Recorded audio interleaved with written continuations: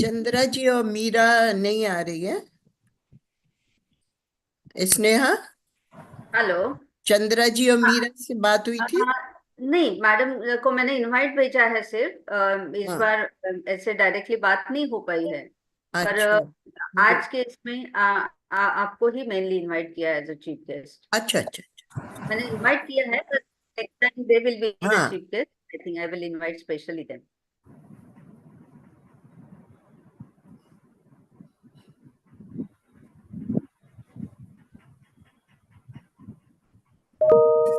So very good evening to all the doctors present here. I would welcome all the doctors from Aligarh, Allahabad, Azamgarh, Bareilly Society of UPCOG, and also the Nagpur and Nasik Society. We are very much happy to host you and conclude this include this EOCOG virtual webinar where the knowledge sharing is the main purpose. And I would like to introduce first of all the coordinators of today, Dr. Pragati Agrawal and Dr. Monica. Dr. Monica is a senior consultant obstetric and gynecologist from Mangalya Nursing Home and Atharva Fertility Center, and she is also zonal coordinator of Amogs 24 and to 26. I think that should be enough. Yeah, and I would also like to welcome Dr. Pragati Agrawal, who is the organizing secretary of UPCOG 2024 and also the vice chairperson of UPCOG Oncology Committee from 24 to 27. Now, I would like to hand over to you, doctors. A very good evening to all the respected esteemed faculty members, Padma Shri Dr. Usha Sharma Madam, Dr. Sneha Bhayar Madam, Dr. Manju Verma Ma'am, Dr. Bharti Maheshwari Ma'am. We welcome you to, and Dr. Saroj Ma'am, we welcome you to a very important webinar by the Emergency Obstetric Committee of Amogs, chaired by Dr. Sneha Bhuyar Madam, in association with Aligarh, Allahabad, Azamgarh, and Bareilly societies of UPCOG. We are thankful to office bearers of UPCOG and Amogs, Dr. Kiran sir and Dr. Saroj ma'am, for allowing us to conduct this webinar under your banner. And I'm delighted to inform you that this is the 42nd episode that we are doing with Dr. Sneha Bhuyar Madam's committee. As already said, the main purpose for this webinar is knowledge sharing so that all the gynecologists and obstetricians across India are equipped with the basic skills of emergency obstetrics. We welcome all of you. And can we have the lamp lighting so that we can proceed with the inauguration and then the webinar?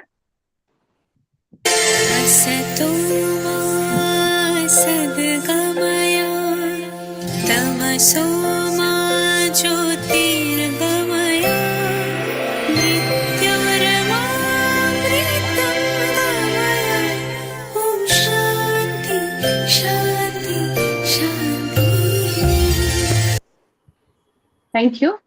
It is my honor and privilege to introduce the brainchild of these webinars, Dr. Sneha Bhuyar Madam. Madam has won the International MS Signature Award for Phenomenal Leadership in 2020, the Asia GCC Award in 21, the Dr. S.M. Malhotra Individual National Award for Outstanding Work in Rural Obstetrics in 2008, Dr. Durusha Distinguished Community Award in the National Individual Awards of 2022, Dr. Anandibai Joshi State Award by Government of Maharashtra, the Lokmat Healthcare Excellence Award 2020. Thank you, She is Monica. more than, yes, ma'am.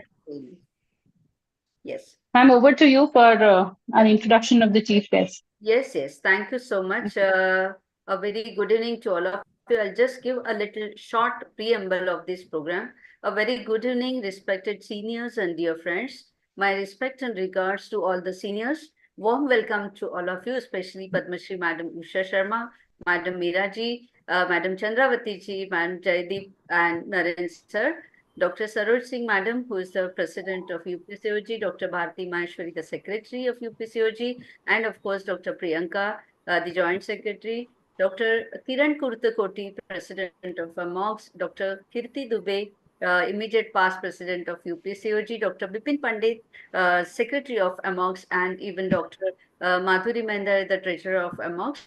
Madam Sadhna Gupta and Madam Ranjana Khanna, the Vice President of UPCOG, of course, Madam Manju Verma, the past President of UPCOG. I welcome all of you and my respect and regards to you. As you know that maternal mortality rate is of much concern, and so our whole focus is, at reducing the not only maternal but also the perinatal mortality and morbidity. So we have included the topics like, cardiopulmonary resuscitation, which our beloved revered teacher, Professor Seema Hakim, is going to deliver, and it will be chaired by Dr. Meenakshi Sood, the President of Aligarh, Dr. Kumkum Tandon, President of Allahabad, Dr. Neha Lad, President of Nasik Society, and followed by the talk on fluid therapy by our dear friend Dr. Bharati Maheshwari, which will be chaired by the three chairpersons, Dr. Mridula Sharma, who is the President of Bareilly Society, Dr. Archana Masi, the Secretary of Azamgarh, and Dr. Alka Kumar, who is the President of Nagpur Society. And of course, it will be followed by a very practical case-based discussion by myself.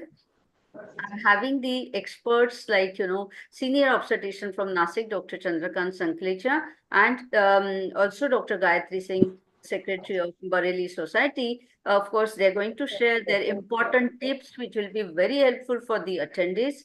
Our learned panel is Dr. Suvarna Joshi, Dr. Meghna Agrawal from Nagpur, Dr. Ruchi Srivastava, Dr. Charu Maheshwari, Dr. Bushra Fatima, Dr. Naima Afreen, Dr. Shipra Singh, Dr. Abhijit Patil from Nasik, Dr. Manisha Gupta, Dr. Manisha Goyal. They will all add value to our discussion. I'm sure this will be a very good learning for all the attendees. Thanks to my dear friend Dr. Pragati Agrawal and Dr. Monika Umbardan for the coordination. So friends, thanks to God Almighty, we have received His blessings, and with the blessings of seniors, we are going to go ahead with the academic session. And I just utilize this opportunity to humbly make an appeal for myself, that I request all the speech societies of, UPCOG in Maharashtra to please do nominate me at the first place as a vice president of FOXY. And of course, I request all of you to please vote for me as vice president of FOXY from West Zone. So with this, I thank all of you, and may I have the privilege to introduce Madam Usha Sharma. I mean, Madam, of course, this is your region, and I don't think there's any need for introduction, but just as a formality, what we know about Madam Usha Sharma. Madam is a Padma Shri awardee and the chief patron of UPCOG. I think over so many years, Madam is the one, one man army, one woman army. I would say that, she's taking ahead the UPCOG to a highest level, and she's a very kind-hearted person, blessing everybody. I Very think kind. Sneha bas kar de bas. Over to you, Madam, for your, words of blessings and guidance. Thank you so much. Thank you very much, Sneha. It really gives me a great pleasure to be with you all on this occasion of CME webinar today, which has been organized by, of course, Dr. Sneha Bhuar in collaboration with Aligarh, Allahabad, Azamgarh, and Bareilly Society of UPCOG and Amogs Emergency Obstetric Committee, which is being looked after by Dr. Sneha. And today we have with us, along with me, chief guest, my very dear friend, or my very dear, I can say, person from UPCOG who has taken over as President UPCOG, Dr. Saroj Singh, and then Dr. Kiran Kurkoti, who I am not seeing. Is he here or not? He has not joined. Dr. Kiran, have you joined? Madam, I am very much there, madam. Okay.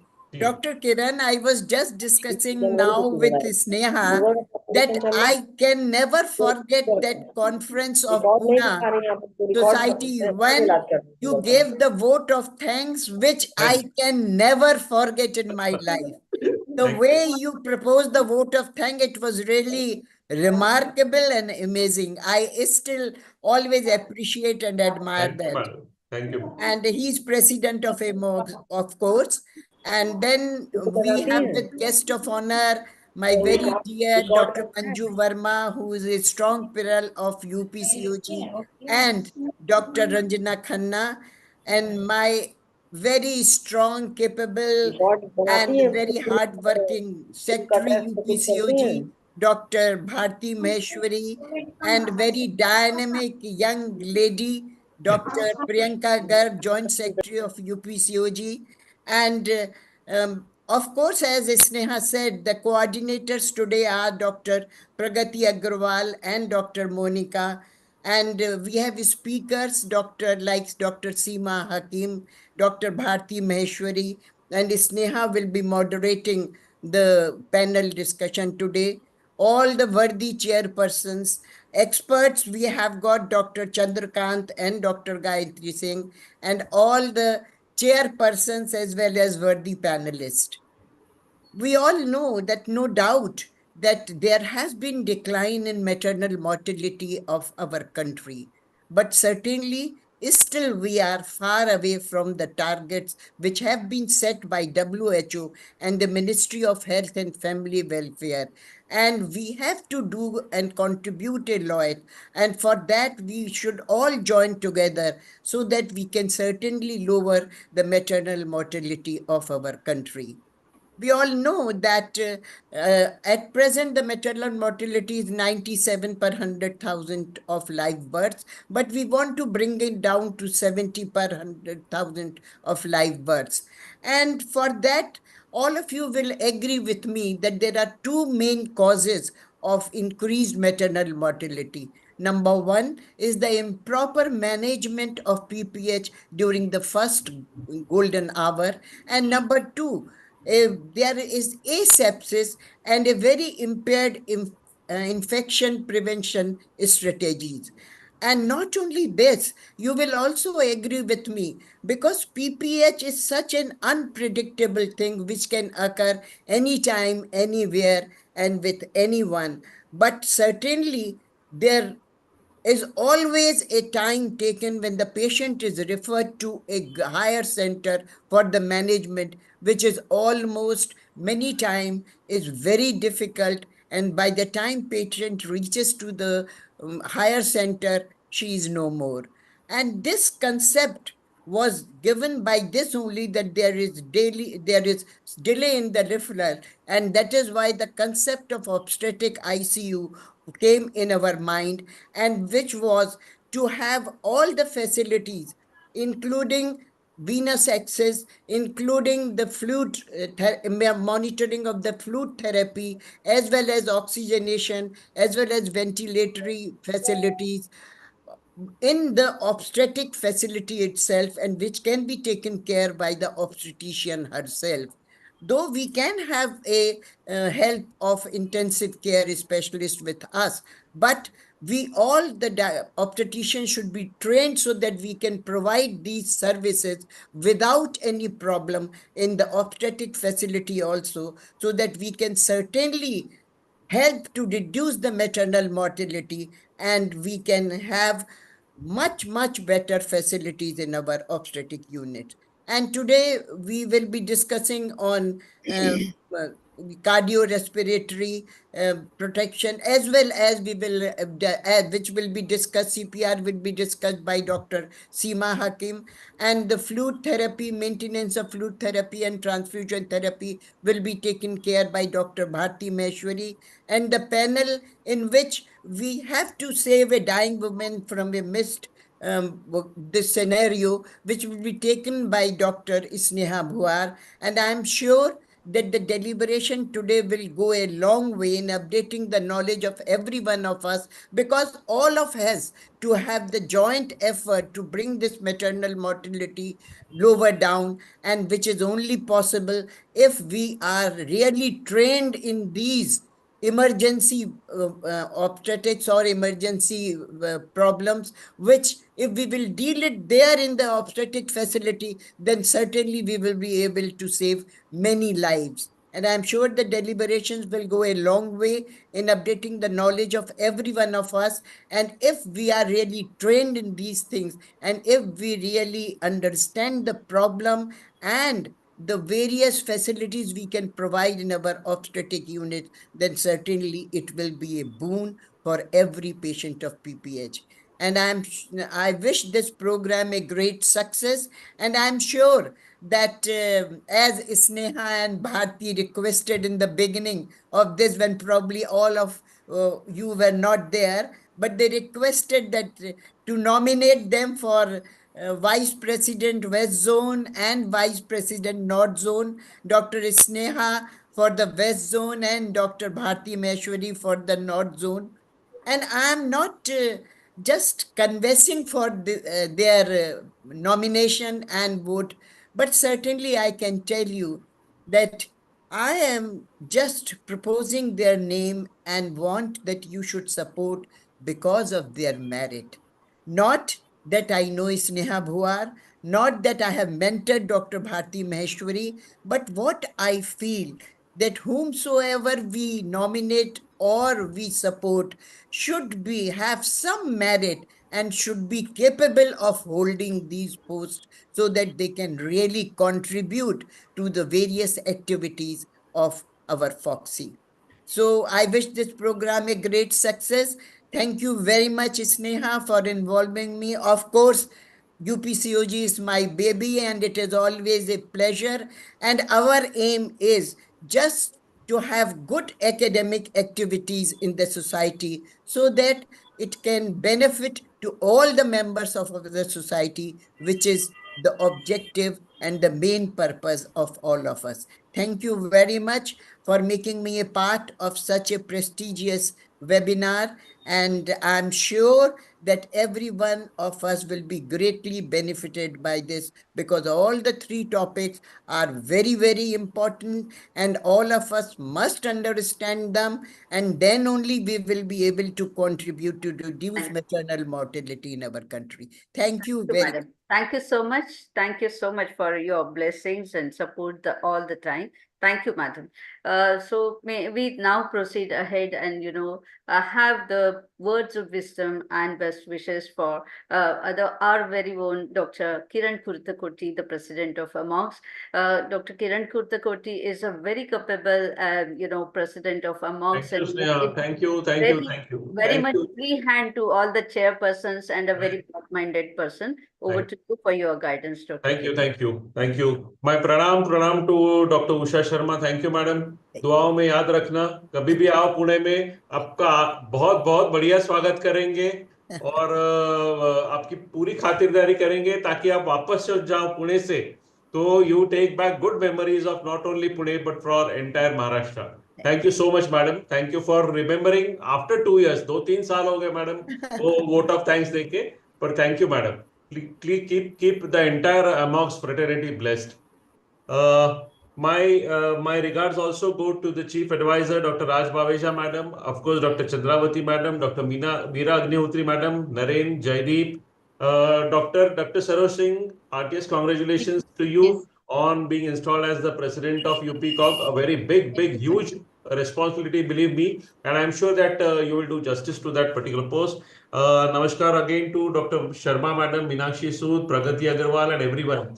Dr. Sharma, madam, thank you so much for that so kind words that you have said about Dr. Sneha, Dr. Monica, and of course Dr. Bharti. So we'll always remember that. And you rightly said about the maternal mortality. As a matter of fact, madam, if at all you may be aware that Pune was rocked by a maternal mortality hardly about 10 days back, and all doctors have suffered because of that. Not only patients have suffered, of course, our heart goes out to all the bereaved mothers, but the doctors also have suffered because of this. And following this maternal mortality, I think there were 4 more matmots in Bid and in Pune. So the entire Maharashtra has been shocked because of this. And Dr. Sneha has chosen the right topic. And as you rightly mentioned, the golden hour. As a matter of fact, in the FIR which was filed, one of the key things which was mentioned that the loss of golden hour was there,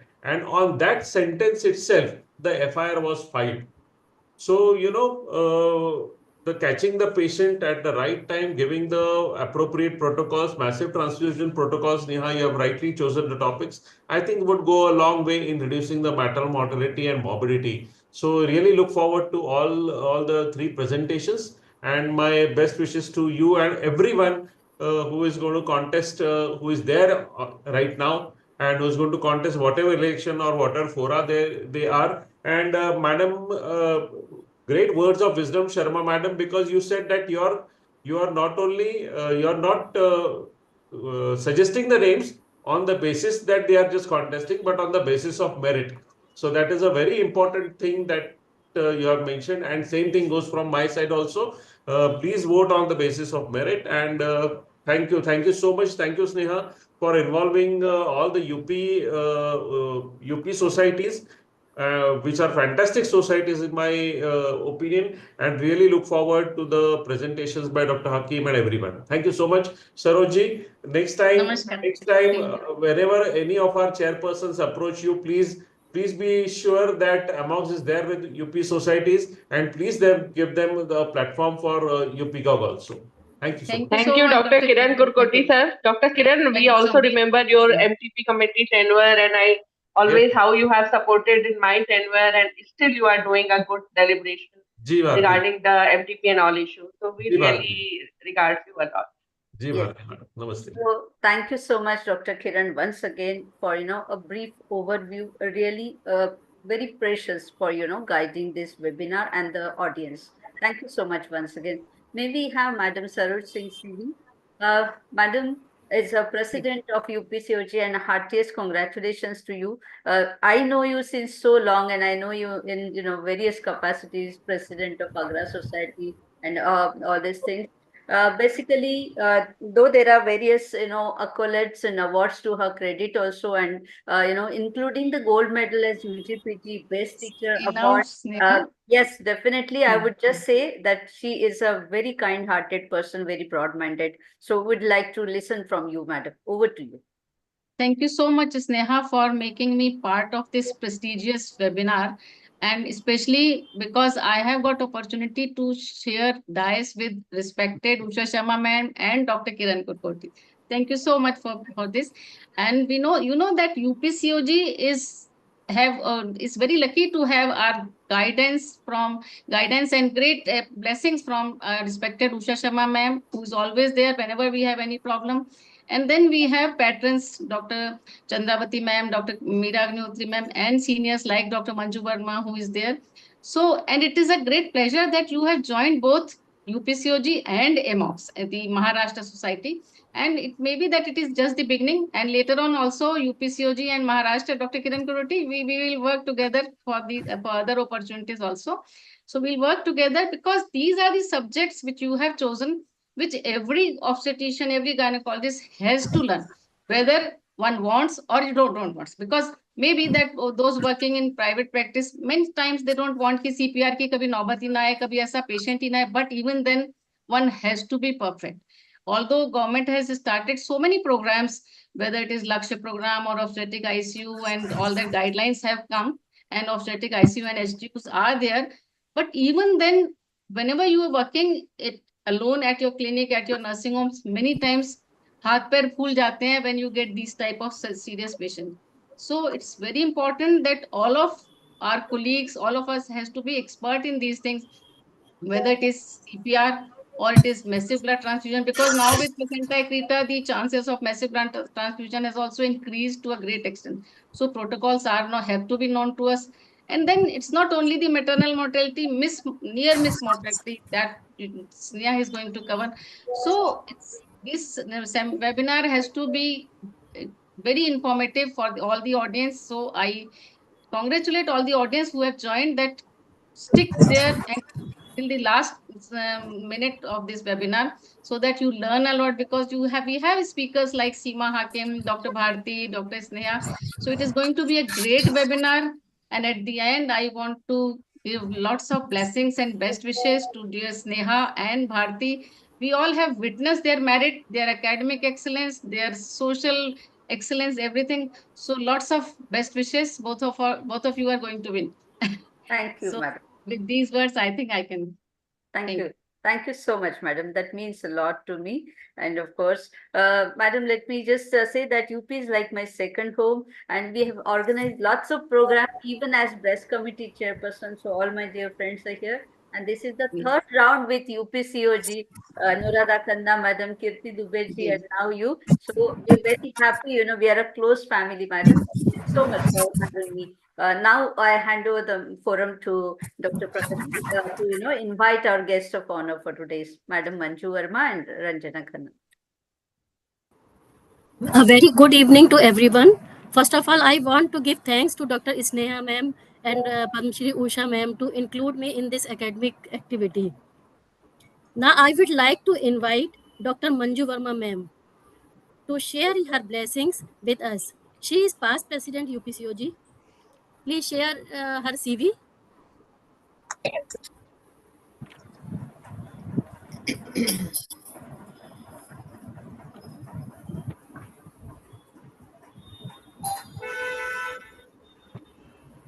Dr. Manju Verma ma'am.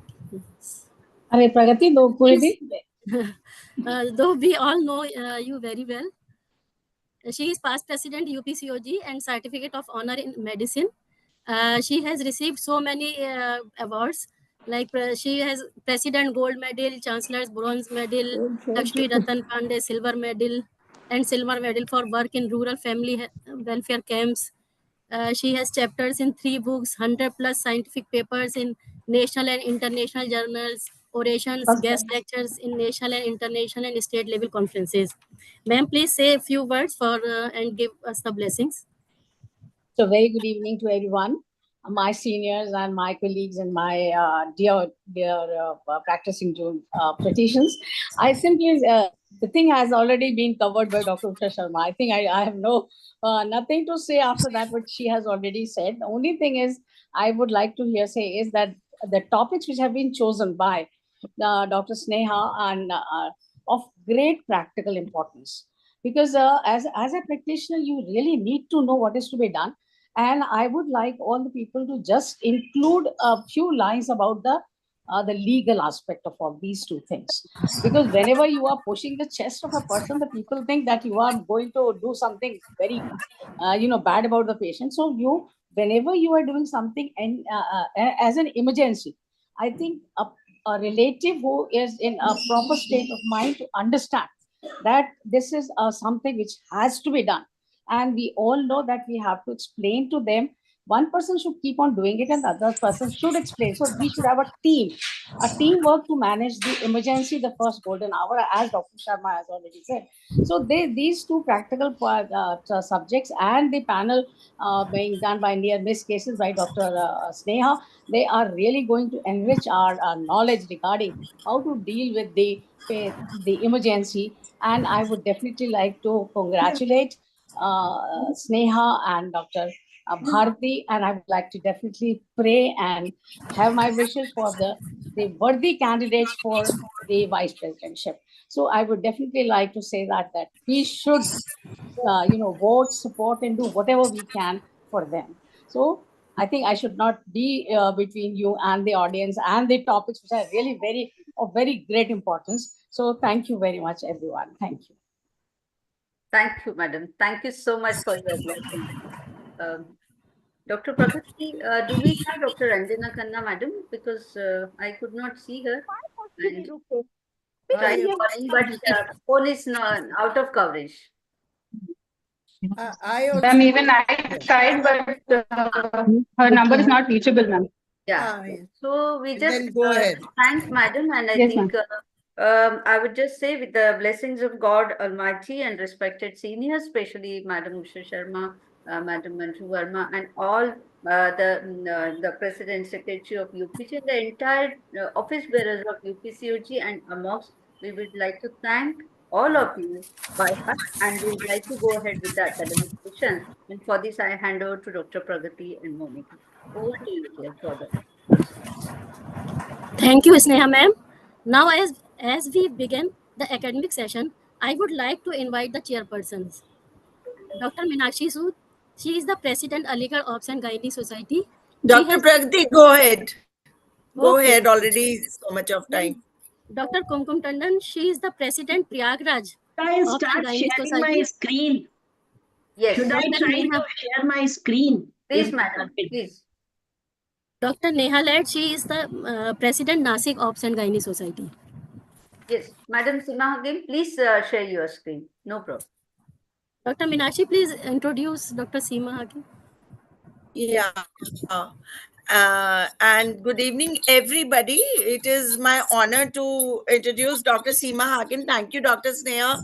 My best wishes to you and Dr. Bharti. And again, Dr. Seema said there'll be few words, no big introduction. So, like she's going to talk about ABC of CPR. She's ABC of, AOGS, Aligarh Ops and Gynae Society.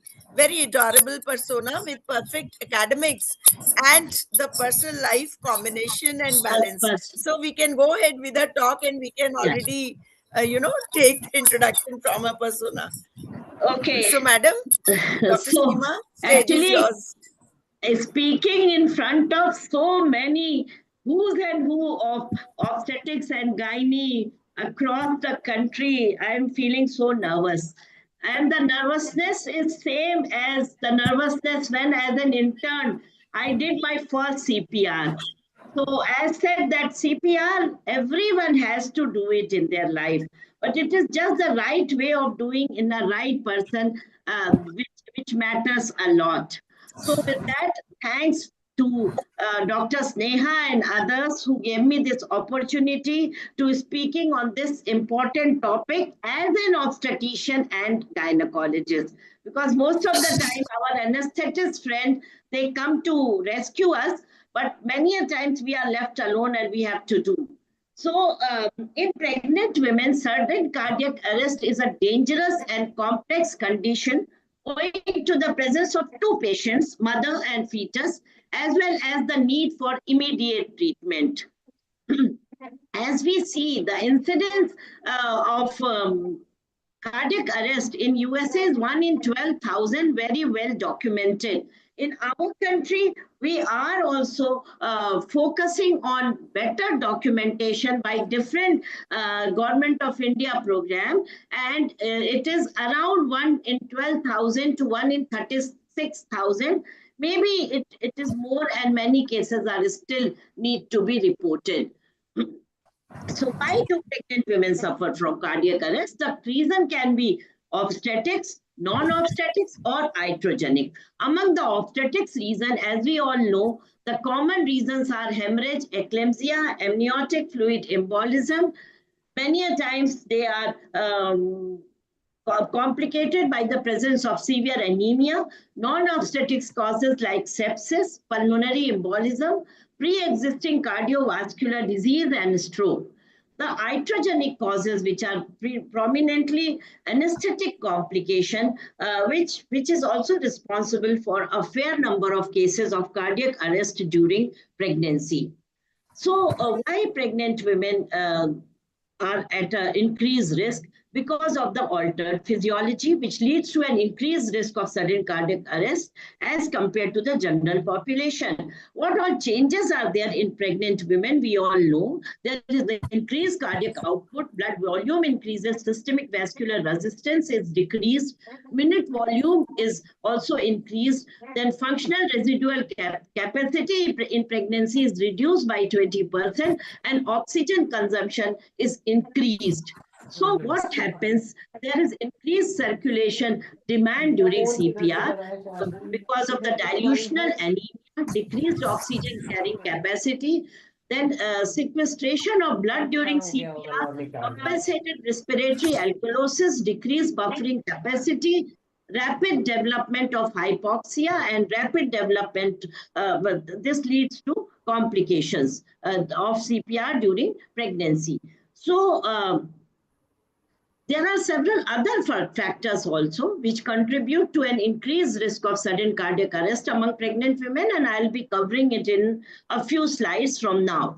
So age-related considerations, what are these? The increased maternal age, like childbearing age has increased because of women. They are more busy in the younger time in career making. So many pregnancy we see who are more than 35 years and even more than 40 years pregnancy due to IVF.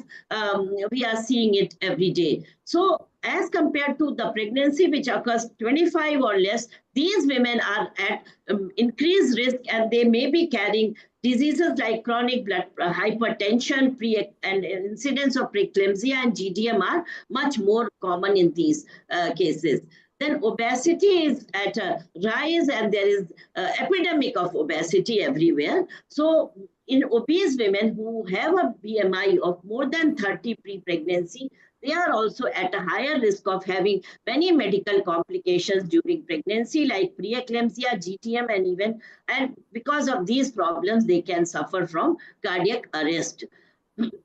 Then cardiovascular diseases are leading cause of maternal death in United States, and so also in our country also. And to add in the cardiovascular disease, anemia, severe anemia contributes a lot of cases in our country. Then racial disparities, as seen in Western world, the common, like in black women, they get less care as compared to white. But in our country, if we talk of racial disparities, which is not much, but poverty is a factor which can be said to be responsible, because they get lesser medical care as required. And poor people, they need more care because of more complication in them, but they don't get it. Then in certain medical condition which pre-exposes the women for cardiac arrest are hypertension, heart condition, preeclampsia, diabetes, as I have already mentioned. Then multiple gestation,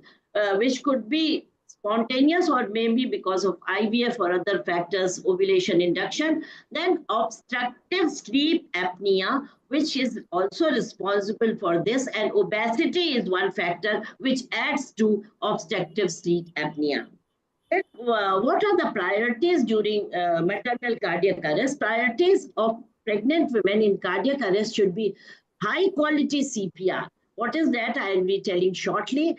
And relief of aortocoval compression with lateral uterine displacement, that is essential. Then onset of cardiac arrest in pregnant women inevitably places fetus in danger. So if the fetus is more than 23 weeks, there is a fair chance that fetus may survive. The fetus should be delivered for better fetal as well as maternal outcome. And in many cases, the delivery of the fetus through perimortem cesarean section will result in stabilization of mother, because aortocaval compression caused by a gravid uterus stops. So, and it should be decided early. If it is done within 5 minutes, there will be chances of fetal survival as well as chances of maternal survival if it is done early. What should be done? Perform a tracheal intubation or a supraglottic airway device, which is easy to introduce, and look waveform capnography to confirm and monitor endotracheal tube placement. Then once advanced airway is in place, give one breath every 6 seconds with a continuous chest compression, which should not be stopped, and continue uninterrupted chest compression. That is very, very important. So if any woman has suffered a cardiac arrest in hospital, the chain of event which is to be followed is early recognition and prevention is important. Then activation of emergency response, high quality CPR, defibrillation, followed by post-cardiac arrest care, and of course recovery period. So if we talk about stepwise, so call for maternal cardiac arrest team, which should be there in place in every hospital who is offering maternity care to women. So obstetrician should arrive with a scalpel at the place of cardiac arrest. Obstetrics and cardiac anesthetists should be available. Neonatologists should be available. Adult cardiac arrest team, ECMO team if available, which will be rarely available even in the best of the center, that on time ECMO team is there to deliver the services. Then consider transesophageal or transthoracic echocardiogram. Then chest compression and manual left uterine displacement is immediate, simultaneously. It is started by the person who is available. So chest compression at least 100 per minute, chest compression, and her hand placement on the upper sternum, not on the lower. In otherwise non-pregnant, it is on the lower side, but in the pregnant women, as the diaphragm is raised up, it should be on the upper sternum. Then backboard should be used for effectiveness of CPR. Then swap or change provided every 2 minutes, because one person get tired and he will not be able to, he or she will not be able to do it efficiently. Then manual left uterine displacement, as you can see on your screen, that should be done. Defibrillation, if indicated, that means whether it is a shockable rhythm or a non-shockable, that is to be seen.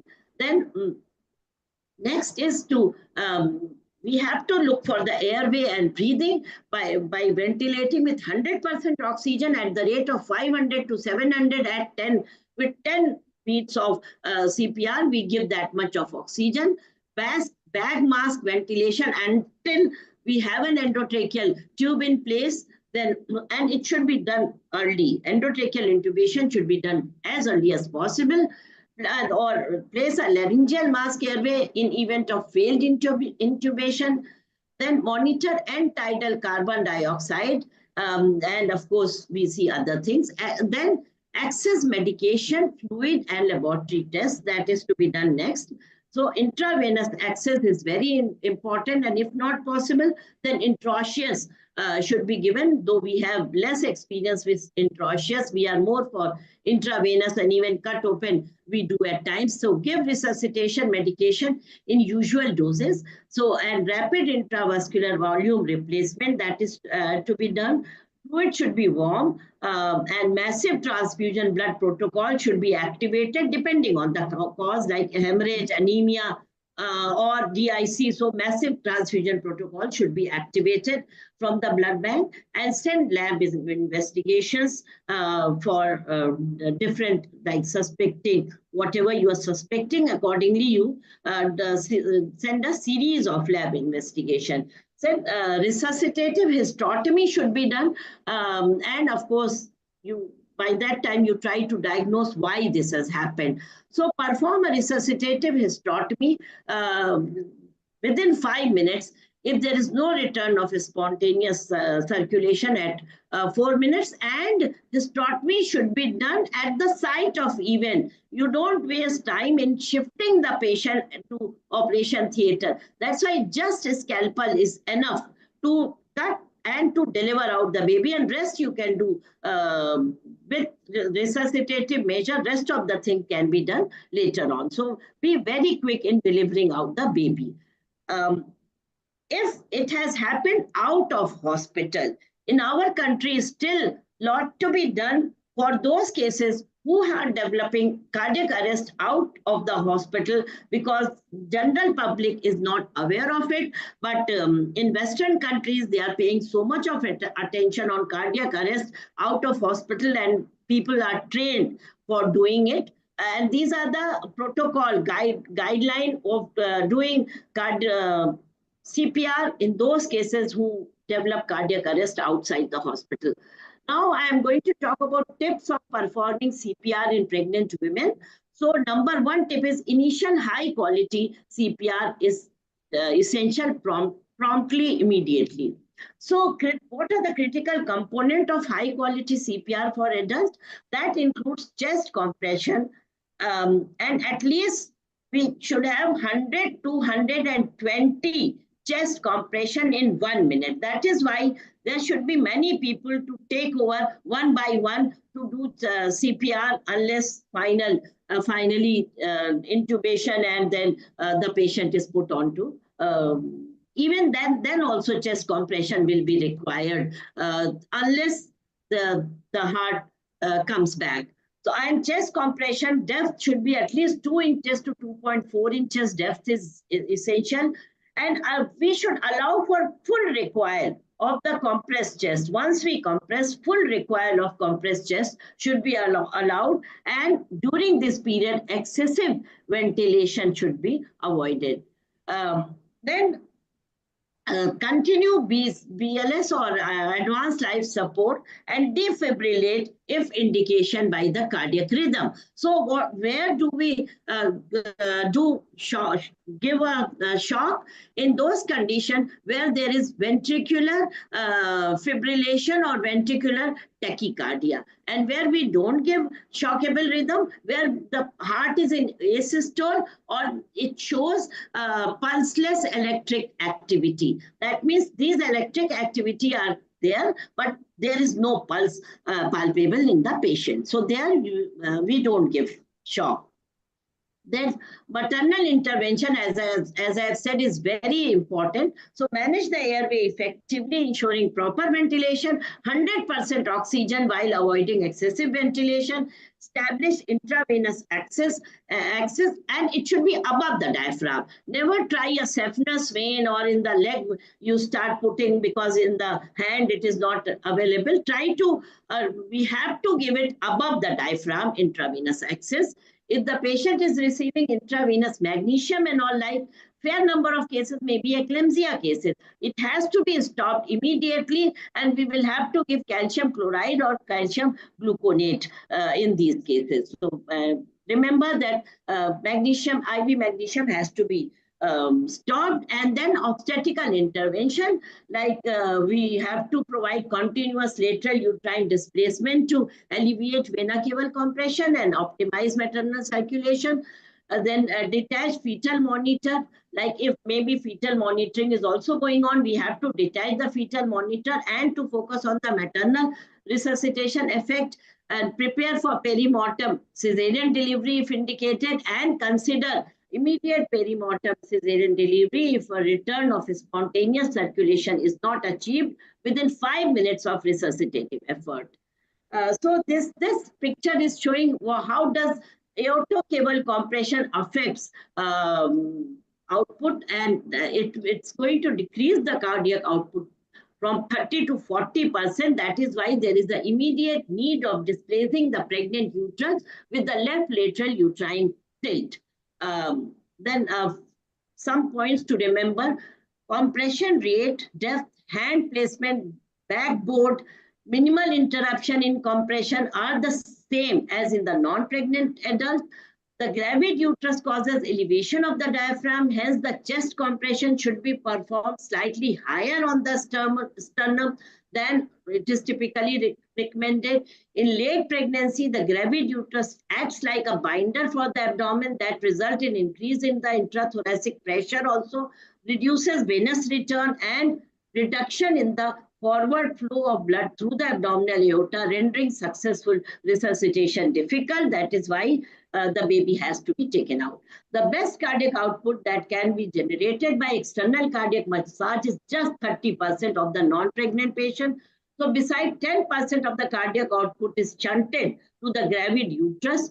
So the increased oxygen requirement during pregnancy make the parturient more vulnerable to hypoxia. So administer oxygen early, titrate SpO2 level between 92 to 98%. Then this is the CPR algorithm, which I will not be talking. Whatever is to be done, I have told in my previous slide, but CPR, the recent CPR guideline and CPR algorithm is here, which tells everything what I have spoken so far.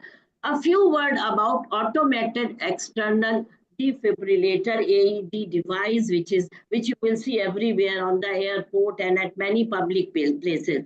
So AED shocks are safe for pregnant women at any stage of pregnancy, and they do not cause any harm to the baby. Using an AED on a pregnant woman in cardiac arrest is essential for increasing the chances of survival for both the mother and the fetus. A defibrillator helps reset the heart into a regular heart rhythm.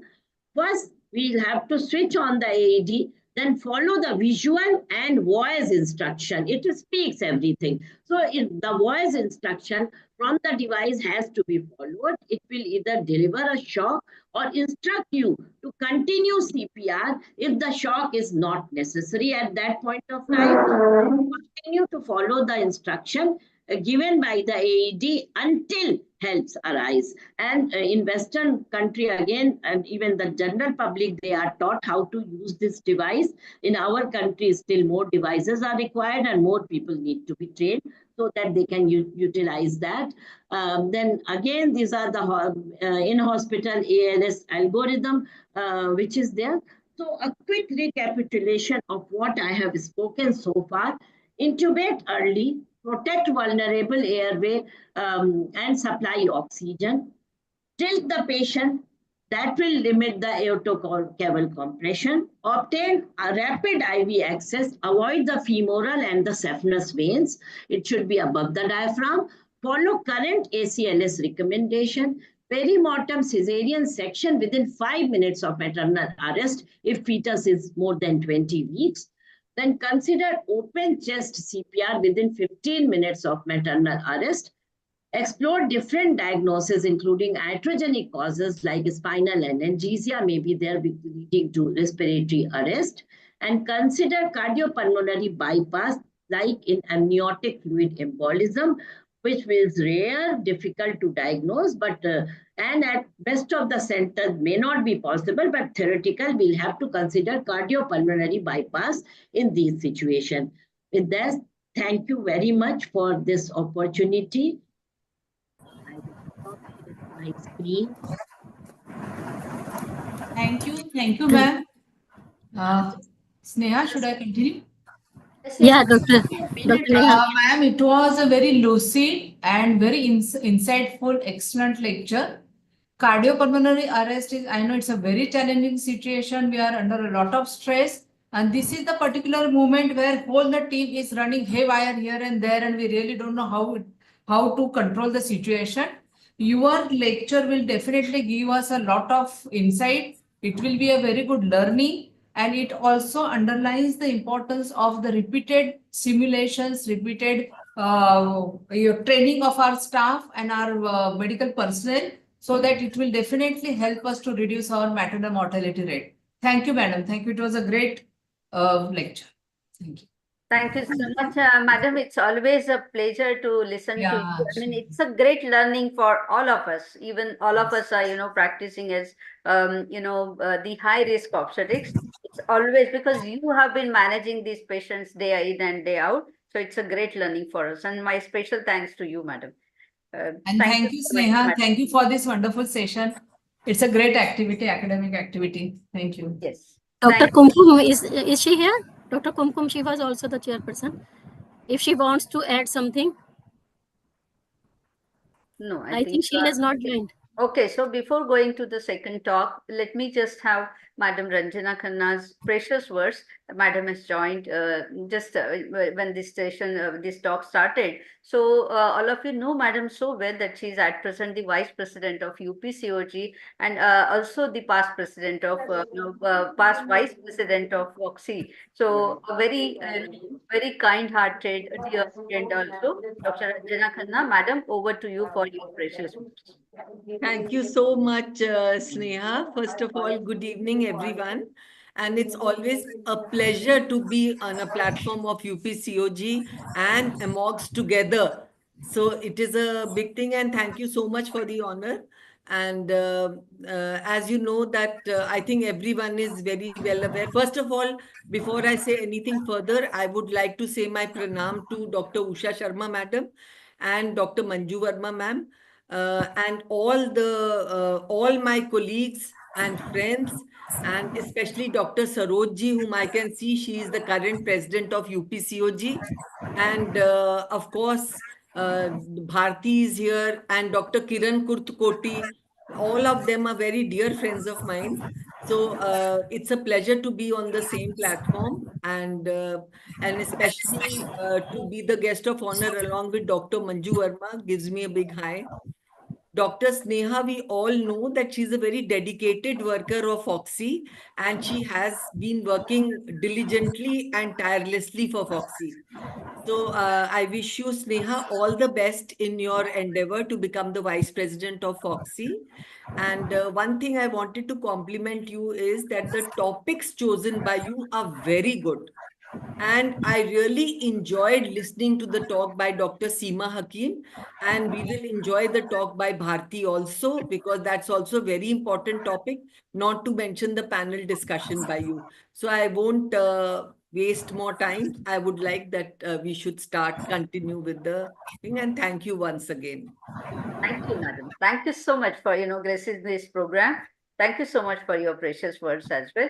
So over to you, Dr. Pragati, for the second talk. We can go ahead with that section. Thanks our esteemed chairpersons and Dr. Seema Hakim ma'am. Now I would like to invite the chairpersons of the second session, Dr. Madhula Sharma. She is the president of my own Bareilly Obs and Gynae Society, and she is a very dynamic president. And Dr. Archana Messi. She is the Secretary Azamgarh Obs and Gynae Society and ex-Secretary IMA Azamgarh. Then Dr. Alka Kumar. She is the President Nagpur Obs and Gynae Society. She is the practicing gynecologist since 30 years, former assistant professor at RDJ Medical College, Ujjain, MP. Now I invite Dr. Archana. Please, you should introduce Dr. Bharti Maheshwari. She is the speaker. Dr. Archana. Dr. Archana, is she here? Dr. Archana Messi? Dr. Archana Messi? Hello. I think, Hello? yes, she's here. Yes. Please introduce Dr. Bharti Maheshwari. Hello. Hello. You are audible. Okay, thank you.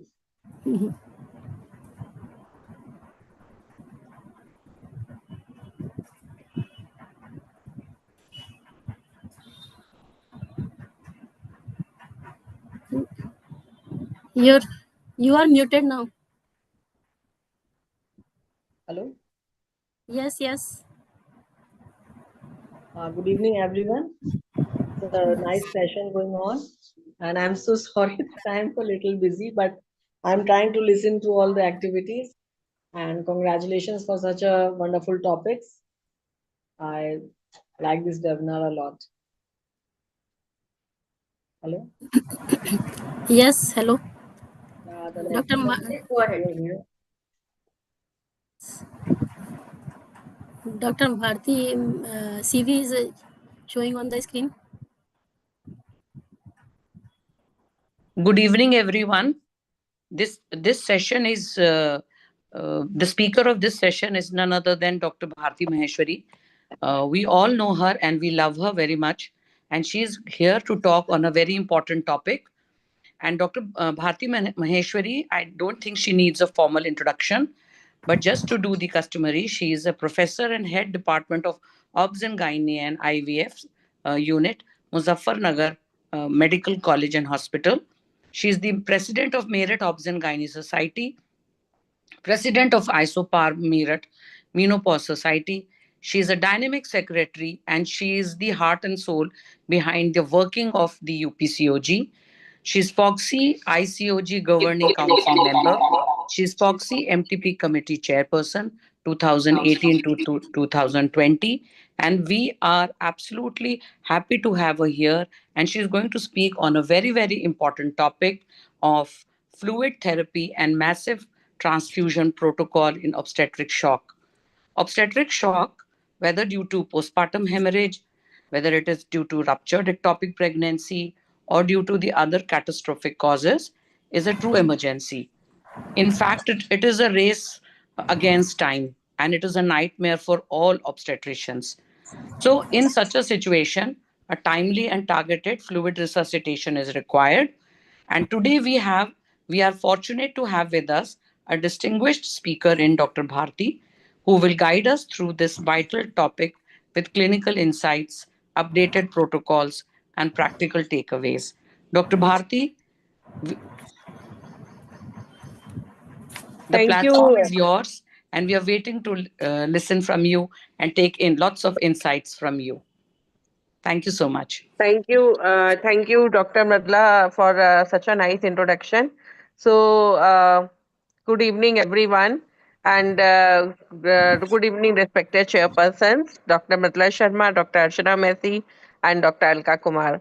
And good evening, every society president and secretary, those who have joined, as well as Amogs and UPCOG leaders who are there, as well as dear Dr. Sneha.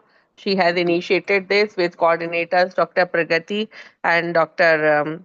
Pragati, and we have another coordinator, Dr. Monica. Dr. Monica. Yes. So thank you very much for giving me this opportunity. And after a very good lecture of Dr. Seema Hakim, Madam, I am just going to highlight the important issues related to fluid therapy and massive blood transfusion in obstetric shock. So as we know that obstetric shock, it always remain a big challenge for all obstetricians, and one day or another day we all has to face it. So, as you have already blessed me, my MTP committee tenure, and request all of you, those who are in the groups and those who are outside, please support my candidature this year for Northern Vice President Foxy. So, we all know what is obstetric shock. I am not going to tell in detail, but we should always remember that it is a life threatening cardiovascular collapse syndrome associated with pregnancy, childbirth, and puerperium. So, of course, causes and risk factor of obstetric shock, we all know that hemorrhage. Hemorrhage is the first and foremost. Beside that, hypovolemic shock can occur in the hyperemesis, diarrhea, diabetic acidosis, peritonitis, burn, as well as septic shock, endotoxemia, cardiogenic shock, cardiomyopathy, obstructive structural, obstructive non-structural, dysrhythmia, and regurgitant lesion, distributive neurogenic shock, spinal injury, regional anesthesia, anaphylaxis shock. They can also be there, but we are mainly concerned with hypovolemic and septic shock, which is mainly related to a pregnant woman. But besides comes to fluid management, a basic concept of pathophysiology in the shock as well as in the pregnancy volume changes we should know. So if we do not treat the shock, it progresses through four stages. Initial stages, there is a hypoperfusion, hypoxia, and then cell membranes become damaged and with leaky to extracellular fluid. Then stage one, it is compensatory. There is fall in blood pressure. Cardiac output is compensated by adjustment of hemostatic mechanism. If cause removed, then IV fluid therapy, it is reversible. Then comes to the physiological mechanism. We all know that it is activated to reverse the condition, and acidosis, hyperventilation to get rid of carbon dioxide. Then comes to stage two. It is progressive shock and decompensating. Maximal compensatory mechanism are acting, but tissue perfusion is reduced. So vital organs they have reduced tissue perfusion, and anaerobic metabolism continue, and which leads to metabolic acidosis. Then finally comes the stage three of shock, which is irreversible and vital organ perfusion badly impaired, and hemodynamic changes in pregnancies. Whenever we are selecting the fluids, always keeping these things in the mind that pregnancy produces a hyperdynamic, hypervolemic maternal circulation, and this serves the purpose of saving mother against hemorrhage to some extent. Cardiac output increases by 50%, blood volume by 45%, reaching a peak at 32 to 34 weeks. 30% loss of fluid may be tolerated without any tachycardia. Atocaval compressions that should always aggravate the instability seen in hemorrhage. An antenatal period uteroplacental hypoperfusion may occur before maternal signs are evident. Adverse effects on fetal well-being can be detected. FHR abnormalities on CTG can be found. Then types of shock we all know, I have already told you. Hypovolemic or hemorrhagic shock, we all know it can occur in early pregnancy, abortion, ectopic pregnancy, GTD, or antepartum placental causes, or postpartum hemorrhage. So like a very common situation when any woman comes to you with a postpartum, she just delivered, present with severe hemorrhage, and you know that her uterine tone is not there, and she has lots of blood, and vital signs is compromised, blood pressure is low, 70 by 40, and heart rate is 140. Respiratory rate is 30. Laboratory results, you send the investigation and see immediately hemoglobin is 6. lots of blood is shed, and blood platelet count is 50,000, INR is 2.5. So what should be the actual approach in such cases? So again, our goal is to restore blood volume by replacing the lost blood volume and maintaining perfusion, as well as controlling the bleeding by preventing further hemorrhage. So management of shock, immediate assessment and recognition, ABCD approach that has to be followed. Then oxygenation, airway, IV access, and fluid resuscitation. So now I have to focus on the fluid management in obstetric shock. So again, we should know that when we talk about the fluids, then it comes the water, sodium, potassium replacement, and chloride, magnesium, calcium trace minerals, and supplementation needed only in the chronic maintenance, most commonly saline, lactate, ringer, and plasma light. So once you choose the fluid for any woman, it is different for everyone. This is not only one formula that you can be applied, but of course certain guidelines is there where you can initiate the treatment. Then you have to follow every individual separately according to her etiology, its conditions, its fluid loss, and its vitals. So like everyone should have this chart and their working place where as the woman come, your staff can assess the stage of shock, and then you can choose the fluid. Like you can see very by heart rate, by blood pressure, pulse pressure, capillary refilling, and as well as respiratory CNS, you can choose whether your blood loss is less than 15%, 15 to 30%, 30 to 40%, and more than 40%. Like if blood pressure is less than 100, if the pulse rate is more than 140, as in that particular patient I have shown you, and then heart rate, it is tachycardia more than 140, bp it is less than 70 by 60, and if CNS is patient is unconscious or confused, and then you can find out that she has lost either 15 to 30%. If pulse rate is 140, then she is having the 30 to 40% blood loss, and if pulse rate is more than 140, then she lost the less than 40 more than 40%. Like in the last case I have seen that the woman has a heart rate 140 per minute, as well as BP 70 by 40, and respiratory is 30 per minute. Most probably she has lost more than 40% blood volume. So in such cases, what is that fluid should be there? So in such cases, if you think that she has lost less than 15%, start with a crystalloid. Always the start should be from the crystalloid, and its crystalloid could be normal saline or ringer lactate. And plus, so initially you have to give 1 to 2 liters. In the 15 to 30% lot, you have to give 2 liters in 1 hour, and then 30 to 40% 2-liter crystalloid, and re-evaluate and replace with a blood loss 1:3. Blood blood plus 3 crystalloid, or 1:1 colloid of blood product, and urine output should be maintained more than 0.5 ml per kg R. So this is the initial guidelines when you start the fluid. So initially you have to give the fluid, at least if the patient is a hypovolemic shock, you can give it the 2-liter fast fluid. For the fluid compartments, we already knows that rule. So when we talk about the giving how much fluid should be given, then the maintenance fluid requirement of adult man whose body weight is 70 kg, like you can decide that rule is 10. In first 10 kg, you have to give 100 ml per kg per day. So like in the first 10 kg, it would be 1000 ml. The next 10 to 20 kg, you have to give 50 ml per kg per day. Means if it is 10 kg, next 10 kg, it would be 5 ml. Then remaining 50 kg, like woman is 70 kg, then rest whatever the kgs remain, 20 ml per kg per day. So whatever into 50, so into 50, if it is into 60, then into 60, if it is into 40, into 40. So like in this particular woman, if she is 70 kg, then you have to give 1000 plus 500 plus 1000. So per day fluid is 25 ml per day. So if you in per hour divide, then 2500 oblique 2400 4 ml per hour. So you by this formula you can calculate, and 150 20 is also when the 4 ml per kg for first 10 kg, uh, 4 to 1 rule. 4 ml per kg for first 10 kg, 2 ml per kg for second 10 kg, and 1 ml per kg for each additional kg. So these are by this you can also calculate that how much you have to give.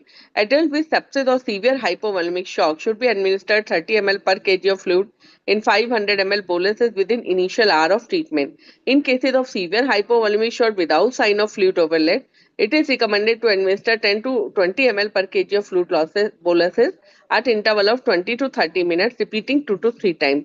When fluid overload is evident, should receive 5 to 10 per kg boluses distributed over an extended time frame. And you should know what type of fluids are we are having. Crystalloid, always first line is crystalloid. Till patient is having burn or she is having the hypoproteinemia evident. Crystalloid solution, normal saline, ringer lactate, and plasma line. Colloids, we have pentastarch, blood products, as well as fresh frozen plasma.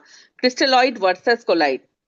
There is a study where they have seen the critical ill patient in ICU and they have found it compared the saline versus albumin or colloid and they found no difference in 28 days all causes cause mortality, no difference in length of ICU stay, mechanical ventilation, etc.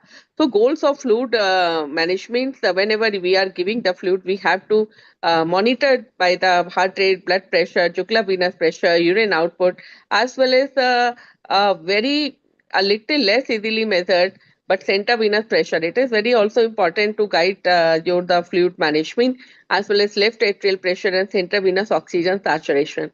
So all of we should learn that how to manage and maintain the fluid. Of course, in our hospitals at tertiary centers, when such patients are there, we take the help of anesthesia team. And nowadays, in every hospital, emergency medicine team and emergency medicine department is also created.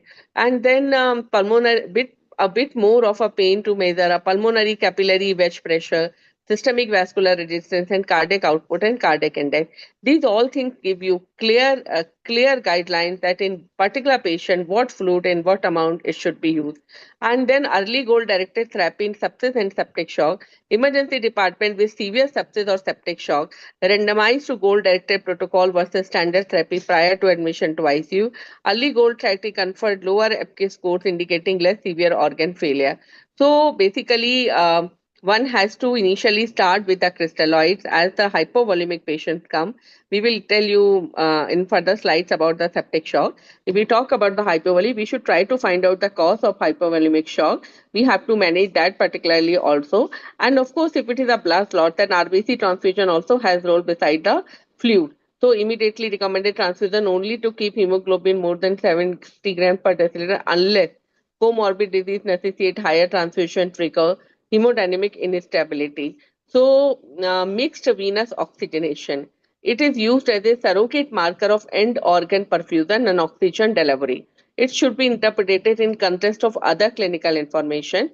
True mixed venous is drawn from the pulmonary artery, mixing of venous blood from upper and lower body. Often sample will be drawn from center venous catheter. So normal oxygen saturation of venous blood should be 68% to 77, and low SCV oxygen saturation means that tissues are compromised. So these all things has to be done only in the emergency or critical care team. So first line one has to give crystalloid, could be normal saline, dingle are usually first line. Colloid may be used, but if either woman is not responding to crystalloid or to maintain the plasma oncotic pressure, there is a hypoalbuminemia. In burns after initial resuscitation is with chlorocrystalloid. So all we know that we all have either 0.9% sodium chloride. We have 4.5% also, half sodium chloride also.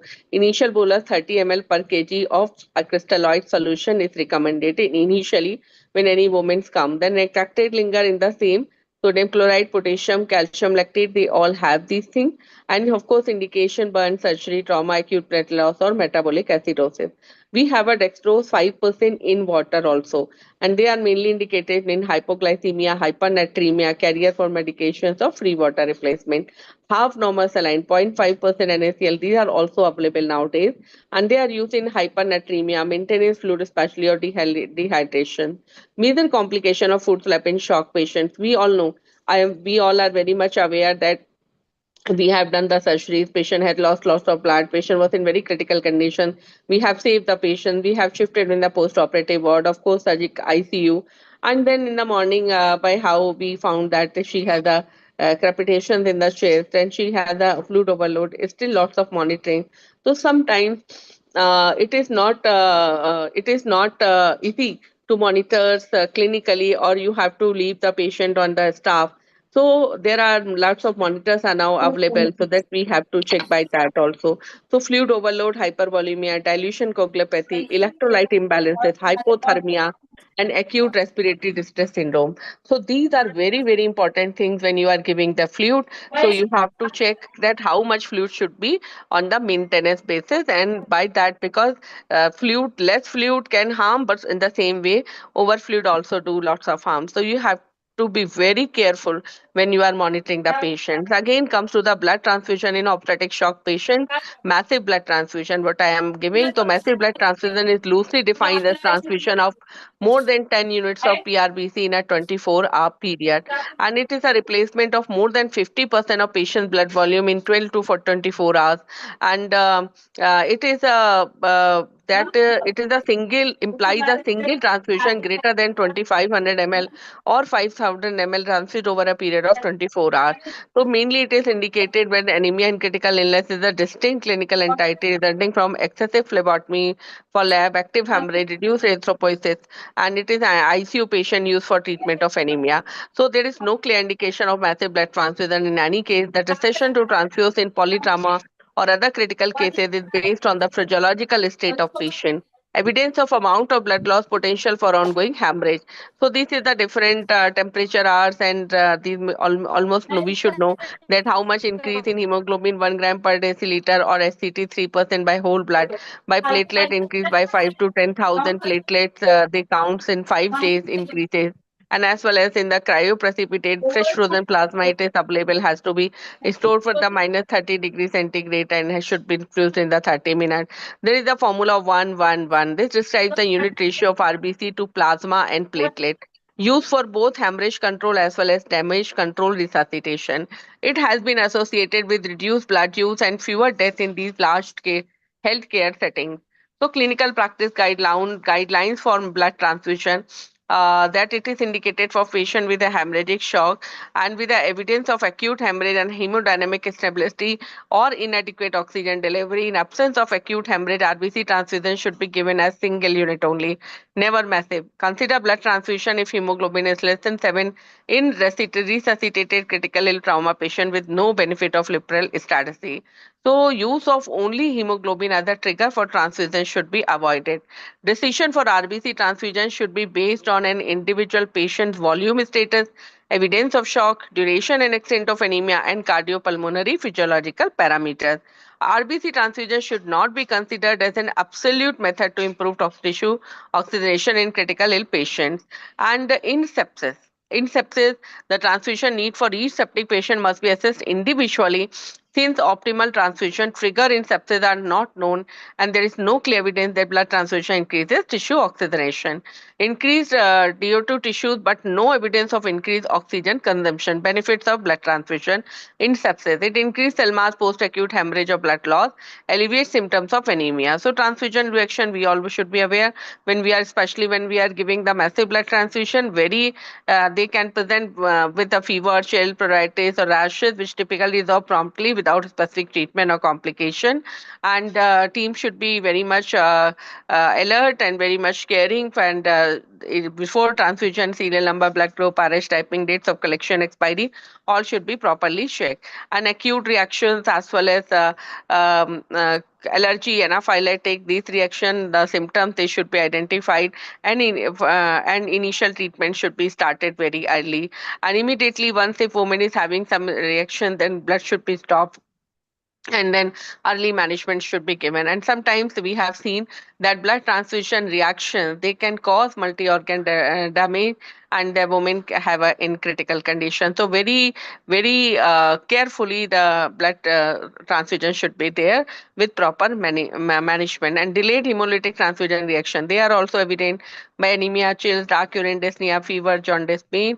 And in such cases, again, the supportive care transfusion of compatible blood products has to be given. So complications of massive blood transfusion, each 1 mmol of citrate, metabolic alkalosis, 3 milliquid bicarbonate, they result. As a result, metabolic alkalosis can occur. At collection, you will find the pH 7.10 and fall in 0.1 pH per unit per week due to lactic acid and pyruvic acid. So acidosis thrombosis does not develop in a massive bleeding patient, even if acidic blood is infused. Hypocalcemia and other factors which is because of sometimes by massive blood transfusion, hypothermia, where blood warmers should be used as a rapid transfusion of multiple units and may reduce the core temperature and can lead to cardiac arrhythmia. So it leads to reduction in citrate and lactate metabolism, increased affinity of hemoglobin for oxygen, impairment of red cell deformity. Hyperkalemia, potassium level in stored blood increases by approximately 1 milliquint per liter per day. So not a problem unless very large amount of blood are given quickly.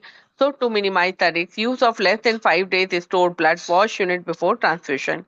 Volume overload. It is again a big thing with the blood transfusion also in patients with poor cardiac or renal function.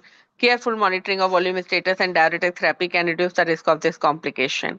Then septic obstetric shock, and it is always we know that it is recognized by higher temperature, heart rate is more than 90 per minute, counts are more than 12,000. And in such patients, we all know that we have a lots of high risk factors in obstetrics for the septic shock, like endometritis, PROM, infected RPOC, post-vaginal delivery endometritis, chorioamnionitis, water birth delivery, etc.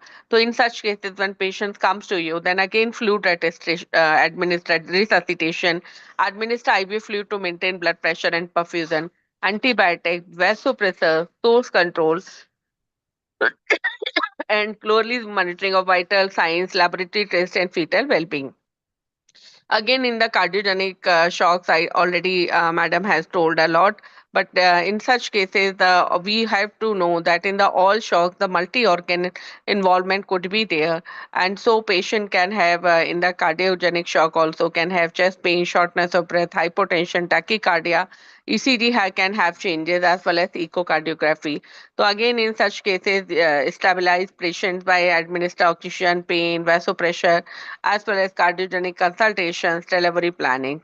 Cardiogenic shock, early diagnosis of cardiac lesion is very important. Avoiding pregnancy at 6 to 8 weeks if cardiac condition is not under control. Management of pregnancy is at patient by expert team of cardiologist and obstetrician. Initial treatment of shock is similar. Further treatment depend on cardiac lesion. Amniotic fluid embolism. It is also a cause of shock, and again, it is characterized by abrupt cardiovascular collapse. And in pathology, we all know that amniotic fluid found in the pulmonary circulation and produces intense pulmonary vasospasm and pulmonary hypertension. So, patient again present with dyspnea, hypotension, seizure, tachycardia, tachypnea, cough, cyanosis, fetal bradycardia, urinary atony, PPH, etc.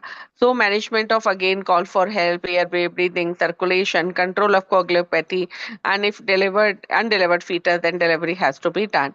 So this was about the obstetrics fluid management in shock, and here I just want to highlight that it is very important that we have to individualize assess the patient.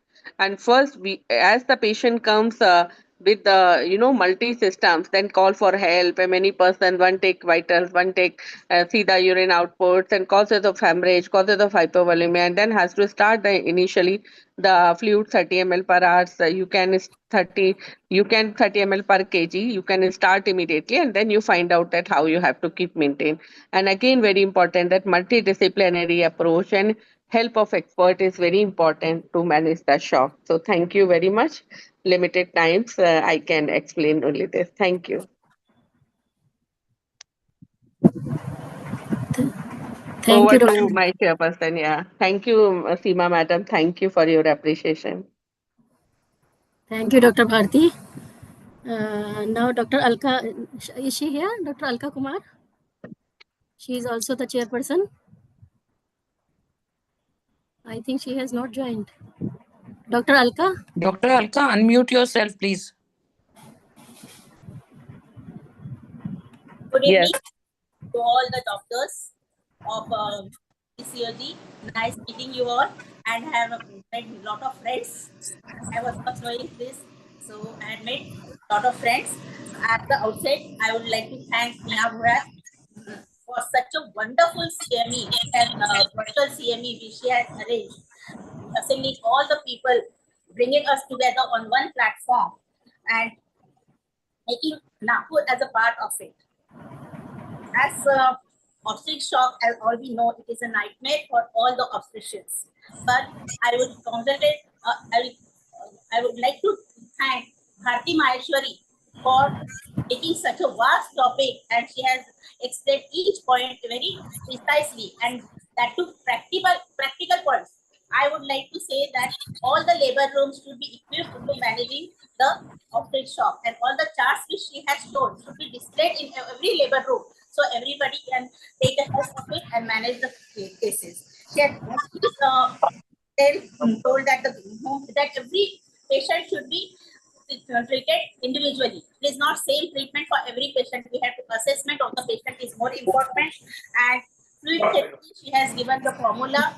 So very this vast topic, she has covered it in short time and very precisely. She has given all practical points. Thank you very much, Dr. Bharti Maheshwari. So assessment of the patient and maintenance of the fluid therapy according to the weight and according to the diagnosis of the shock is very important. That is the take-home message. Thank you very much. Again, I will not waste much of your time because I know the again very important panel discussion is there, and we have to hear from our panelists about it. Thank you very much, Sneha, and thank you very much to all the gynecologists who have joined here. Thank you very much. Thank you, Dr. Alka, and thank you, Dr. Madla ma'am. And Thank you. I would also like to extend my special thank to Dr. Sneha and my dear friend Dr. Pragati for giving me this opportunity to be a part of this August gathering. And I'm really happy to be here amongst us. And best wishes to Dr. Bharati and Dr. Sneha for the forthcoming elections. Thank you, madam. Thank you so much. I think Madam Seema Hakim wants to say something. There is one question actually in the chat box asked by Dr. Charu Maheshwari to Dr. Bharti. Bharti, she is asking you that how to avoid fluid overload in case of abruptio placentae with anuria and shock. Because this question is very important and I think it should be addressed. Because in most of the cases of abruptio placentae who go into renal failure and urea is all because of inadequate fluid therapy. So they must be treated on time. We have to give them fluid to overcome this shock, as blood will not be available always. So I think Bharti has very nicely already highlighted that first fluid should be crystalloid.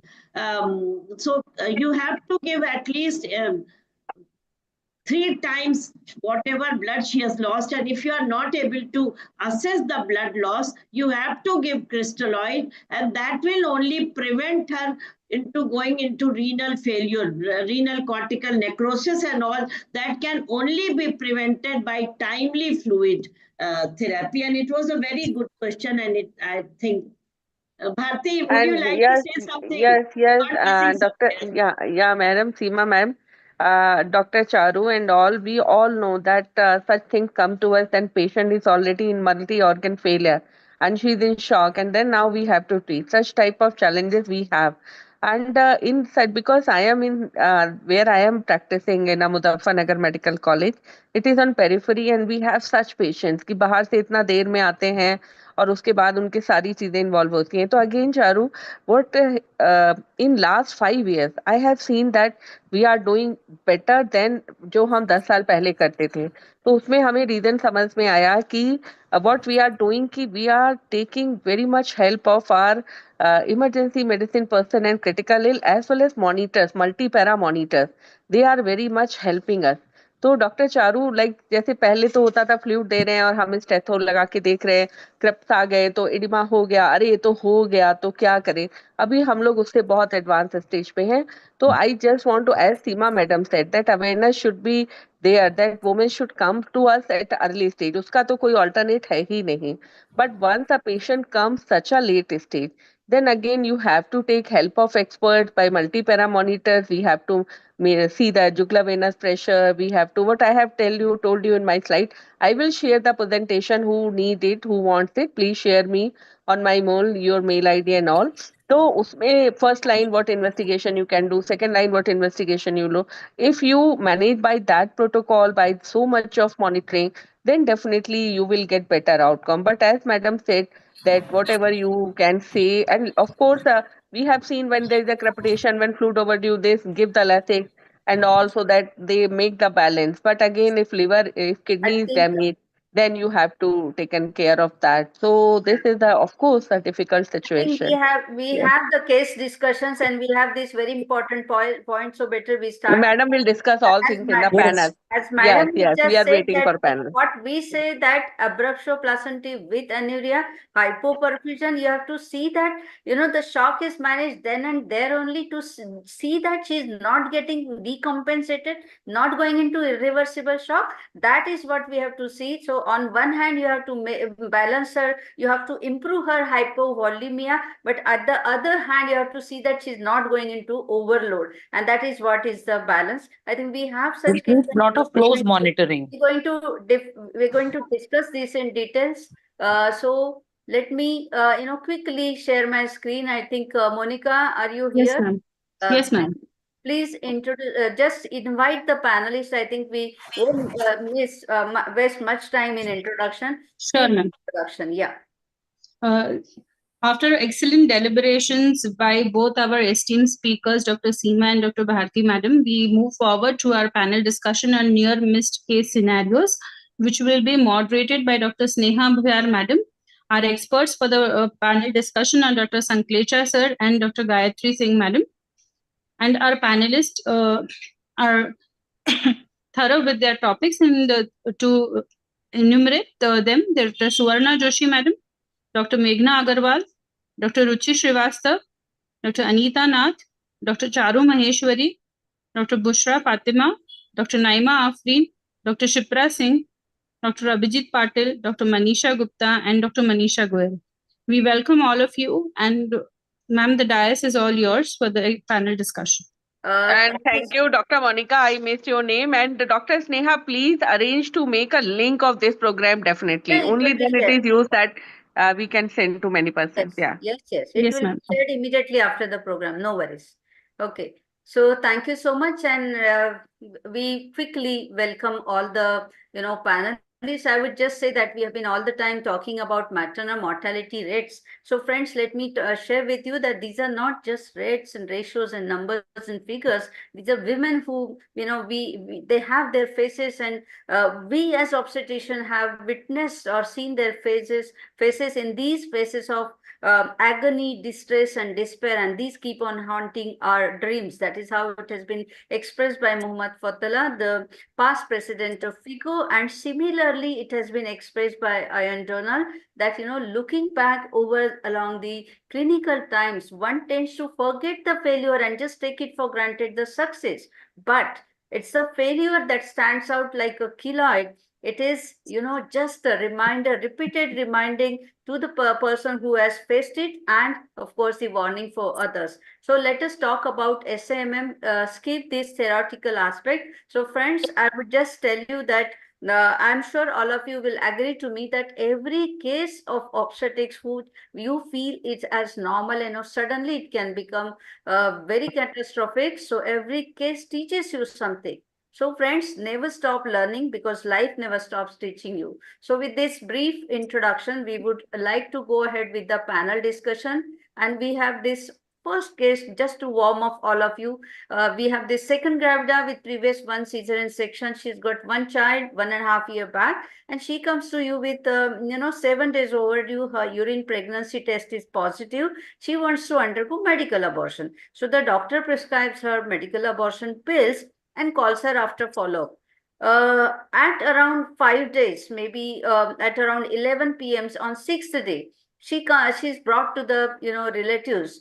She's brought to the hospital by relatives in a collapse condition. She was collapsed at home only, brought by the relatives. So now when she comes to your hospital, she's having very severe tachycardia, blood pressure is only 70 millimeter of mercury, and she's got profound pallor. So Dr. Suvarna, what is your differential diagnosis for this patient?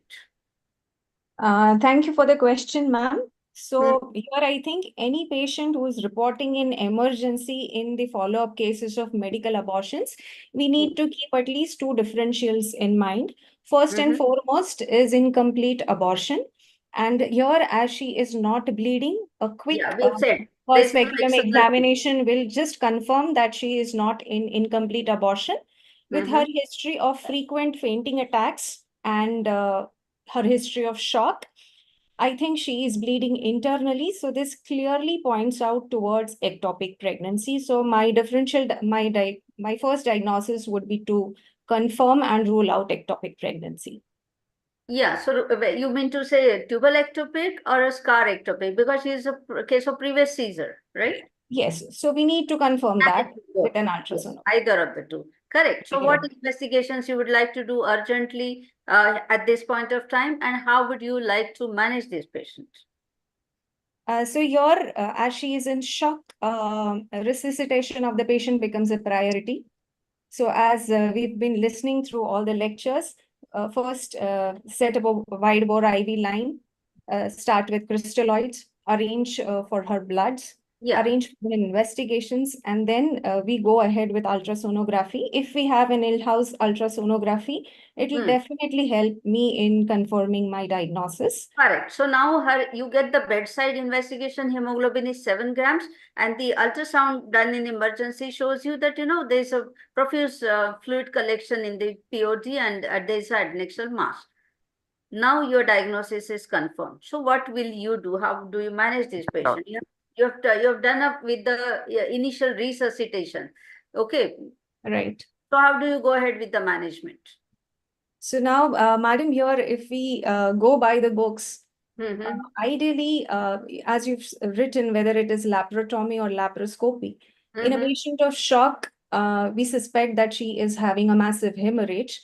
If we go by books, yes, laparotomy is indicated, but in an era of laparoscopy, where we have, a good expertise, even laparoscopy can be performed in such a case. Yeah, that's a good And message. a quick in and quick out principle should be followed, whether it is laparotomy or laparoscopy, I think.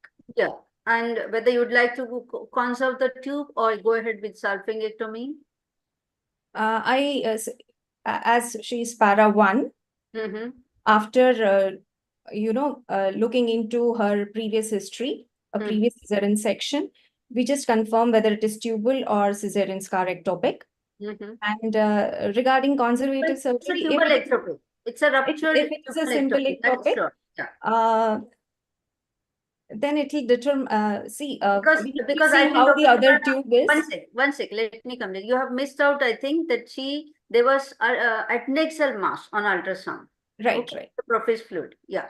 So in this case, a salpingectomy would be indicated if she wants to undergo, like, if there are any tubal factors which affect her So I put fertility you on later hold. on. I put you on hold. Any difference of opinion here for salpingectomy or no salpingectomy, as she's saying that she can go for conservative? Any difference of opinion here? But in salpingectomy, I would go for salpingectomy in this patient. Yes. Because it's a ruptured ectopic. There's no point in saving the tube. Perfect. There is no point in saving the tube. You are correct, because she has already had a tubal ectopic and that has also ruptured. So the tube is already damaged. So I would like to have the expert's opinion. Dr. Chandrakant? We can't hear you. We can't hear you. I think If it's a ruptured tubal ectopic, then better to go for salpingectomy, because many times they end up with another ectopic pregnancy. That is what is the message. So yes, so it is better to, and if the patient comes to you in shock, it is better to do a laparotomy, quick in, quick out, and do a salpingectomy. Okay, here there can be a difference of opinion, Chandrakant. Yeah, some people, yes. If you have a very good setup and very good expertise, then you can think of it. But otherwise, better to do laparotomy. Yes, because the expert laparoscopic surgeons say that a quick in and immediate suction and catch hold of the bleeding point, and that's the end of the story. But you have to have a very good anesthetic team also for this. Yes. So this was just to warm up, all of you to, arise and, think what you can do. So this case was just a warming up. Only one thing I want to ask you, Dr. Suvarna, you have discussed the case very nicely. What learning message you want to give to our audience? So the take-home message should be, for all cases of medical abortion, it is always better to document ultrasonographically whether it is an intrauterine pregnancy or not. And you get her phone number, try to contact her if she does not report on the follow-up, and give your number also, so that she is and her relatives are able to contact you in terms of emergency. And it should be directly your number. No, the number of the sisters or the staff should not be given, because we unnecessarily lose the time. That is the golden hour of resuscitation in cases of incomplete abortion, or if we miss such a case of massive hemorrhage. Okay. So the message here very well conveyed. Yes, ultrasonography, though not mandatory by law, it's recommended for the betterment of safety of yourself and your patient.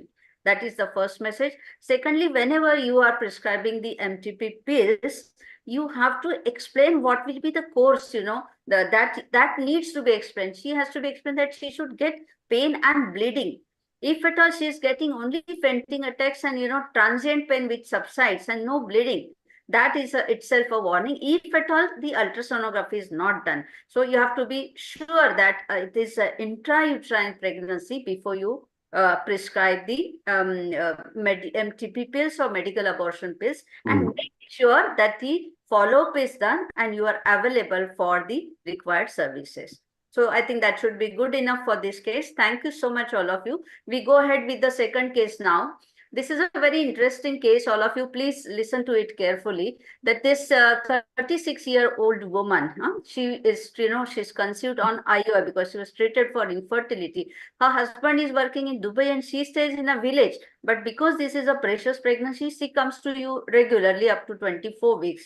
So she asked doctor whether everything is normal. The obstetrician said, yes, nice, everything is fine. So she, she's lost to follow. At 34 weeks, she reports to one PHC with pedal edema and upper abdominal pain. So her blood pressure is 176 by 116.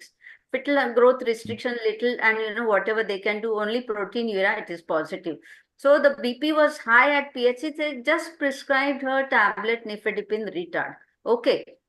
So, and they just advised her to get admitted to the higher centers. This lady did not get admitted for 2 days, and then she reports to the sub-district hospital, where again with the tablet nifedipine retard, her BP is still in the same range of 100-110 diastolic. So they just add tablet labetalol and give her Maxal, because they have the anesthetist available. They go for cesarean section, deliver the 1.8 kg baby, female baby, and of course, they continue with the Maxal. So suddenly 20 hours after the cesarean section, the patient gets very severe cough, breathlessness, restlessness. Her pulse rate is 115, BP is 220 by 118. Her oxygen saturation goes down to 70% and chest is full of sounds, So Dr. Meghna, what is your diagnosis for this case and how will you go ahead with the management? Yes, ma'am. Thank you, ma'am. Thanks for the question. Ma'am, she seems to be in pulmonary edema, maybe because of the fluid overload, maybe because of the disease itself. So Okay. first and foremost, since Any other differential you want to have for this patient? ma'am, very rarely amniotic fluid embolism. Or the pulmonary embolism? Yeah, the pulmonary embolism. Yeah. That is Okay. pulmonary amniotic fluid embolism. Now, how will you manage? Yeah, because the BP is high, her oxygen saturation is falling. I would straight away proceed with Lasix first to decongest the chest. At the same time, trying to normalize the BP. Okay. How would you do that? You tell me 1, 2, 3, 4. Yes, first, ma'am, Lasix. Then, then normalization of the BP with IV labetalol. Yeah. And I think we would shout for help, right? Whosoever. yes, we'll shout for help. That is all done. Shout ahead. for help, oxygen, everything is done. Okay. Then final management, first and foremost is Lasix, and then management of blood pressure. Okay. So how much Lasix you want to give? Ma'am, 40 mg Lasix. Stat, and then as a bolus. Stat. Yes, Okay. as a bolus. Okay. And then depending upon the oxygen saturation and the blood pressure, we have to keep on administering Lasix till her chest is clear, the oxygen saturation has come down to normal. Okay. And what about blood pressure, and which antihypertensive you want to give for her? Ma'am, IV labetalol. Any other difference of opinion here for antihypertensive? Yes. Any difference of opinion from the panelist? Ma'am, we can give magnesium sulfate. No, that that is will already take given. care of That is for, prophylaxis for eclampsia. What? Antihypertensive. Magnesium sulfate is not antihypertensive, correct? Sublingual depin can be given. No, no. No, Yeah, that is ma'am. a strict no for sublingual. That's the most important message we want to give. A strict no for sublingual depin. It's a crime. People have lost patients because of sublingual depin. Okay, you can say oral depin, that is okay. But Ma'am, then for pregnancy-induced hypertension in post-op patient, if we give centrally acting, like earlier we used to give alpha dopa, now we can give mini press XL. That is having excellent result in these type of patients. Okay, so but then this is this is a emergency. Okay, so hypertensive crisis. So oral tablets will not work unless it is capsule nifedipine 10 milligram, the orange color capsule. Sublingual. But you have said that no, not sublingual. It is oral. Okay, oral. So for this patient, you can have only two options. One is in IV labetalol. Give it. How do you give it? We will talk about it. But then, yes, you said 20 milligram initially, and then you wait for 10 minutes for the And then repeat. Then you repeat 40, 80 likewise. Okay. Yes. But then, if you don't have these facilities, you may go for capsule nifedipine 10 milligram orally. Orally. Once again, I repeat.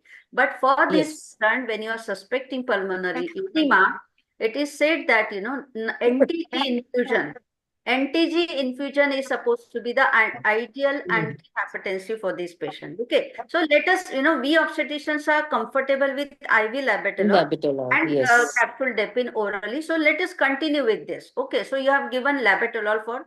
So I think Meghna was Yes, ma'am. talking. Yes, So ma'am. I you was have talking. given her propped up position, oxygenation, IV Lasix and IV labetalol. Okay. Yes. But by the time you are giving all this, your patient worsened. Her pulse is now not recordable. Oxygen saturation goes down to 55%.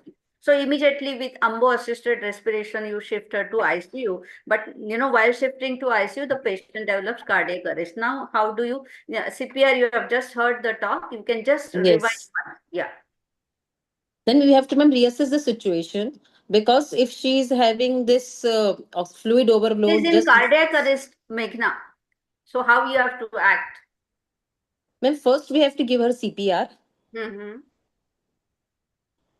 And then stabilize her, put her on, because she is already shifted to ICU, put her on ventilator. And then see for the cause of her cardiac arrest, why she has landed up in the cardiac arrest. Okay. Okay. So She's in, okay. So for this patient, CPR was given. She was put on ventilator, but she was revived within, next half an hour. And then her blood pressure comes down to 88, 19. Oxygen saturation also is improved. And after 1 hour, she comes on spontaneous respiration. Okay. But now, Dr. Ruchi, I ask you, such a simple, registered patient coming to you regularly for, antenatal care. What went wrong and at what stage? Could this situation be preventable? Yes, Dr. Ruchi. Ma'am, this patient was diagnosed as severe PET when she came at 34 weeks. She was lost to follow-up at about 24 weeks, and she came back after 10 weeks, which is the major cause that we were not able to diagnose her hypertension on time. And when she came, it was already very. One sec. I put you on hold here. Sorry to interrupt you. Anybody else wants to go a little earlier?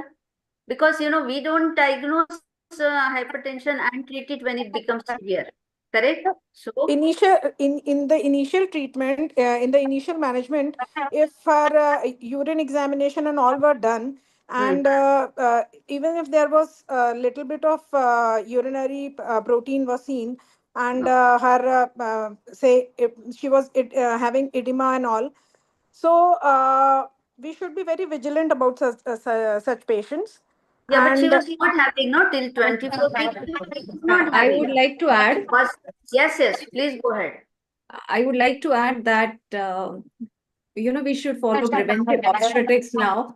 So it is picking up the high risk patient at the time of booking, at the time of NT scan and dual marker test. we go in for That's assessment what. of That's what. pre-menstrual That's screening. what. Uterine artery PI. Uterine artery PI must Yes. be high. So how do you do that at your antenatal? At your directly not going to uterine artery pulsatility index, but how do you go ahead? From the history itself, how do you calculate the risk? Gestosis score. Yes. So Gestosis score can be done. what is it? What By is it? age. So she's 36-year-old. She's Higher age. undergone IU. Then IUI has been done. Then Right. we have to ask history of hypertension in the family. Right. That is also Perfect. relevant. These are all the things from maternal characteristic itself you get to know. And this is what is called as HDP gestosis score, which you can calculate on your own. Maybe you don't even need some calculator, but you do have HDP gestosis score available as an app also. Okay, that is one. And of course, next step is what Dr. Suvarna was talking about, I think, uterine artery pulsatility index. Pulsatility And index. there are other biophysical and biochemical predictors that is called as predictors, which is available. PIGF. It's a PIGF, PLGF reduction of and PIGF. SFLT. Okay. So, Chandrakant, any addition from your side? Anything? Ma'am, I would like to add something. Please unmute yourself. WHO has recommended a minimal number of visits, antenatal visits. Yeah, that she has already. No. That should be WHO emphasized to the patient. even Government of India recommends that every pregnant patient should be registered before 12 weeks of pregnancy. That is one. She should have at least 4 ANC visits, 2 injections And of WHO TD, recommends and 180 tablets of iron. So she has fulfilled all these criteria. Yes, that But is what. but we have to consider the risk factors and tell her so that you do not be lax, you do not be negligent, and please keep close follow up. And if there is any indication of her developing PIH in the later pregnancy, you can start her on at least ecosprin, uh, like 75 or 150 maybe, Yes. and give good calcium. Yes. So I think that will be, in fact, even little earlier. That is very good suggestion. So prediction, prevention, and preparedness. So at prediction, we have lapsed few things, that is HDP gestosis score. If she is high risk, what you have to start with tablet aspirin, and 75 calcium. milligram minimum, but 150 if it is very 150 high risk. is good. And calcium 1.5 to 2 gram. Mind well, not 400 or 500 milligram. 1.5 to 2 gram of high dose calcium. That should be at the first visit itself when you book the patient, when you find that she is at risk. Okay. Every visit you reassess her HTP gestosis score. That is one.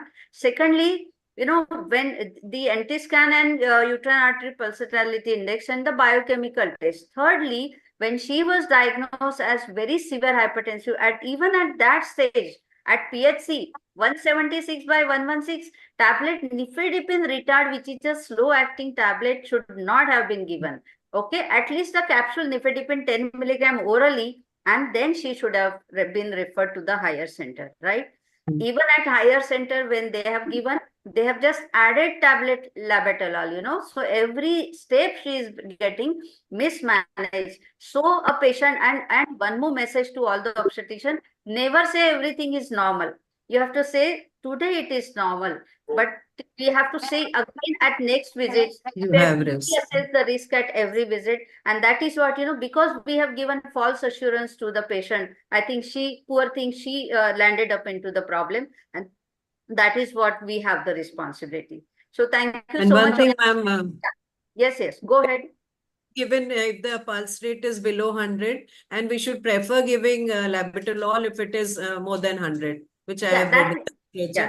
That is for the non-severe hypertension when you start the antihypertensive. Yes, Because nifedipine is more prone for causing pulmonary edema. Yes. Yeah. One more thing I want to add is, in this patient, when cesarean was done, it should have been done in GA, and patient should be shifted directly to ICU. No need to do under GA. You can do it under spinal. That is our 30 to 35 years of experience. Final is Only thing unsafe is, because I think Chandrakant, you have some points to say. Before that, Yeah, I will just I say, have yeah, say. I have 2 points to make.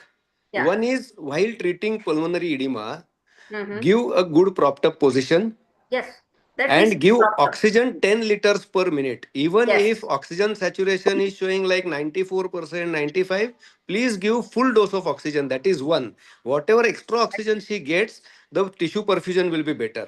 One more thing is usually we have a sonography machine in our hospital. Okay, so you get the machine to her bedside. Yeah. If a physician comes and does sees the IVC, so that we get some idea for further fluid management, whether Fluid to give, management. how much to give, Yes. whether she is in Relaxation. hypovolemia, how much to restrict. So propped up oxygen, Lasix, antihypertensive, this is to be done simultaneously. Counseling is to be done simultaneously, and other resuscitative measures which were very nicely told. Yes. So, Ma'am, yes, yes. Anybody wants to say anything? Yes. Ma'am इनमें break eclampsia वाले जो patient है जिसमें pulmonary oedema के chances हैं, जिनका BP ज्यादा है, तो उनमें फ्लूइड ओवरलोड के चांसेस बहुत ज्यादा होते हैं BP. Yes. So that is what I was going to say, that what should have been the precautions taking her for cesarean section. What you can tell me now? What could have been the precautions? To give fluid in a limited amount because their intravascular volume is less and most of the fluid is in the extravascular space already. Perfect. In, So your pre-eclampsia. preload, because you are taking the patient for anesthesia, no spinal anesthesia, you give fast fluid. So that Fast preload fluid. should have been That is causing pulmonary edema.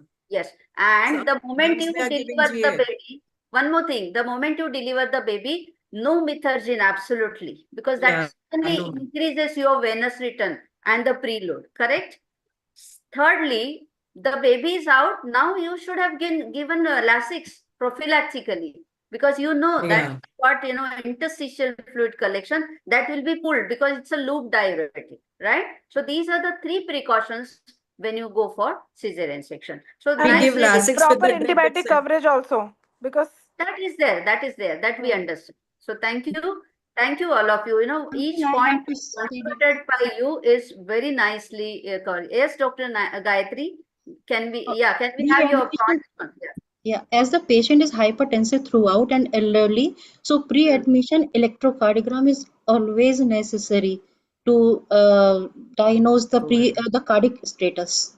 Yeah, I would go a step ahead and say go for 2D echo. Nowadays, Tamil Nadu government is 2D advising, or echo. Tamil Nadu obstetricians are 2D doing it. echo is good, but But ECG will not tell you anything. ECG will not tell you anything. 2D echo, yes. LVEF, it will tell. Pulmonary hypertension, it will tell. But ECG mostly will come normal and it does not, tell us any extra information. It won't give. Agreed. So let us go ahead. I think all of you have summed up and added one point. So that is very good. We go ahead with the third case. So we have this 20-year-old young primary gravida. She comes to you with 9 months amenorrhea. And, at around 11 o'clock at night, she is referred to your hospital. Maybe after 8 to 12 hours of admission, with labor pains. So this lady was admitted at a small nursing home. She was there for labor and she was having very strong contractions, but non-progressive labor. So the sister tries to catheterize the bladder. There is absolutely no urine. Now, retrospectively, when they inquire, so over that last 8 to 10 hours, she is not passed urine. So she is almost in anuria. So now they get scared and they refer this patient to tertiary care center. When you examine, her pulse rate is 110, BP 110/70, uterine contractions very strong and there is no relaxation in between. Fetal heart is 100 per minute and cervix not 7 by mistake. It is only 3 centimeter dilated. Membranes are absent. Station is 0, but there is a fresh brownish color bleeding, altered bleeding, not fresh bleeding, altered bleeding. So what is your diagnosis and how would you go ahead with the management? Thank you, Dr. ma'am. Yeah. Thank you so much, ma'am, for the question. Good evening, all. Here, patient with the history, we saw that she has got very good contraction. And since the FDP is present, fibrinogen is Dr. 150 Anita, I'm milligram. sorry to interrupt you. Not very good, but very strong. Strong, yes. Relaxation. Like Because yeah, it's very contractions strong. are, yes. And without relaxation in between. And cervix is only 3 centimeter.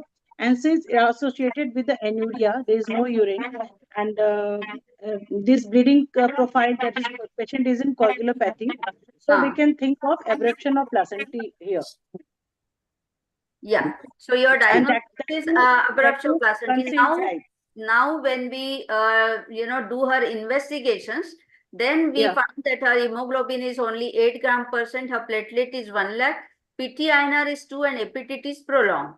Her fibrinogen degradation products are present, and fibrinogen is only 150. Now you tell me what is your diagnosis and how will you manage this patient? Ma'am, here it is of the placenta, abruptio placentae is of concealed type, and patient has already gone into coagulopathy, that is DIC, as well as the kidneys have also been affected. Yes. So now first thing is to treat the patient, I mean terminate the cause of this anuria and coagulopathy, that is to deliver the baby. First thing is to deliver the baby. One sec. I'll just let me just clarify.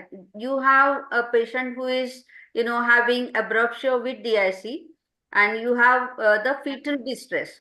Whether you want to take her for cesarean section immediately and go ahead with Caesar, or you want to arrange for blood and blood components. Ma'am, many things will go hand in hand. We'll just take the sample. So that's a perfect message we want to, all of us want to spread, that it's not one after the other. It's an emergency. So even arrangement of blood and blood products, making the OT ready, and, taking consent and all these things, different teams should work, and it should be all simultaneously. Very good. Go ahead, Dr. Go ahead. Then we'll call the assistants and send the sample for blood, and the blood and this FFP, and I think crystalloid also, with this blood, FFP, and the cryoprecipitate, and platelet is also low.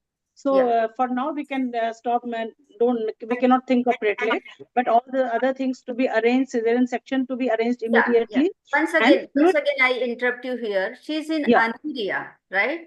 So the blood and blood components will take some time. So how much fluid resuscitation is of utmost importance. Is she in shock at present? Her blood pressure is 110/70. Pardon, ma'am? Her blood pressure is 110/70. So is she in shock, I said? Not exactly. She is not in shock, but sometimes it is deceptive picture also, ma'am. She is in shock, my dear. That's obstetric shock index we'll calculate with the pulse rate. Yes, that is how. Basically, see, she must be having hypertension. That's why she landed up into abruptio. And now her blood pressure is coming down to 110/70. But the very fact that she's developed, renal hypoperfusion, that is why she's gone into. So our aim should be fast. This is the case I was talking. Okay, so how would you go ahead with aggressive fluid resuscitation? Yeah, we'll do the fluid replacement, fluid resuscitation thing, and we'll check that every hour 30 ml urine. We'll make sure that 30 ml urine should come, and we'll give. So put into a large bore IV cannula. Which color? Which number? Which 20 bore wide needle should be put. Which number cannula? 21 or 20. No, my dear. No, my dear. 20 is pink color. 18. At least 18. Preferably 16 number gray color. Yes. Okay? Okay. So then fast fluid should be given. And better if it is given under monitor. If CVP is, we can monitor the fluid take, so that patient doesn't go in the overload also. We have to take care that also. So how much fluid you can give as a bolus at a time? From both sides, you have this large bore cannula. How much fluid you can give at a time? I think approximately 2 liters.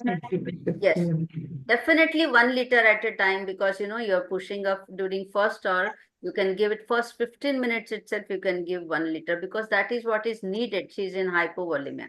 You already talked about the targets. Yes, anybody wants to add it? No? Anybody As wants the to add patient anything? is as the patient is compensated, there is no urine output. It may be AKI also. So always add inotropes like Noradrip to Yes. this patient. Dopamine. So that is how Dopamine you drip. Not dopamine, but Noradrip. Yes, so that is how you know that comes in testing for fluid response, what Dr. Bharti has already talked to you about. But the simplest way is one is what is called as leg raising. If you raise the patient's legs and she's responding, her blood pressure is improving, then she's going to respond to your fluid therapy. She needs support. Secondly, what Dr. Sanklecha has already talked about, you see whether the IBC, if it is collapsible, then that gives you a very good indicator that she needs fluids and you can give it. And of course CVP and mean arterial pressure. Shock index is the most important guideline that In that is her a shock index is coming almost to 1, ma'am. Because the that is pulse a rate is 110 yeah, and the systolic is also yeah, 110. yeah. But So shock she's index is for definitely prediction, madam. only Shock for index prediction, yeah. prediction. Our patient is already in shock. Already there. So that is how we have managed her very well, giving her aggressive fluid resuscitation, delivered a baby, and to Shock, see that she something doesn't about go. shock index. Yes. Normally it should be 0.7. If it crosses 0.7. 0.9, then be Then alert. it is, yeah. That is Yes. one. In And this patient, it is 1. So it is so a she's moderate already in shock. danger She's zone. already Yes, moderate. yes. Yeah. So I think we have discussed this case very well. Only thing what message I wanted to give is FPH with this coagulopathy followed by PPH. That is what's the sequence of events. And most important precaution you have to take, Dr. Gayatri, I think who is speaking. Please mute yourself. Please mute yourself. Somebody's we are getting disturbance from somebody. Yeah. So give prophylaxis for PPH. That is what the message from this. Now we come to Dr. Charu Maheshwari. Dr. Charu. Yes, ma'am. Yeah. So we have this case for you. We have this 32-year-old para 1 previous cesarean section. This lady, she's got one previous cesarean section. Male child, only 1 year old.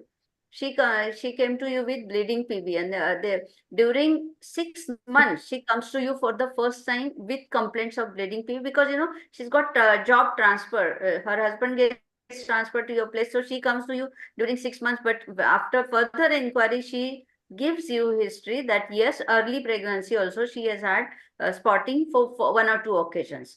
And her ultrasound, which you do here, says that she's got low-lying placenta with absent RP leg. Otherwise, the anomaly scan is normal. So this lady comes to you at 30 weeks. Again, she starts bleeding at home, and she's brought to your hospital in collapse condition. Now you tell me, my dear, how do you manage this emergency first? Then we talk about other things. Thank you, ma'am. Ma'am, this is a patient of placenta previa with accreta, because Perfect. there is the absent retroplacental leg, and Yes. she had come with collapse, so that means she might have the heavy bout of bleeding. So Yes. at that present, first we will admit this patient, we will resuscitate, we will reassess that is she is again bleeding. If she is heavily bleeding, even after resuscitation, then we have to take the decision and we have to deliver. But if we can manage that bleeding episode and bleeding stops, then to this patient we will give one more no, this lady is bleeding profusely and she's collapsed and she's brought to your hospital. Now you have to take a call. Yes.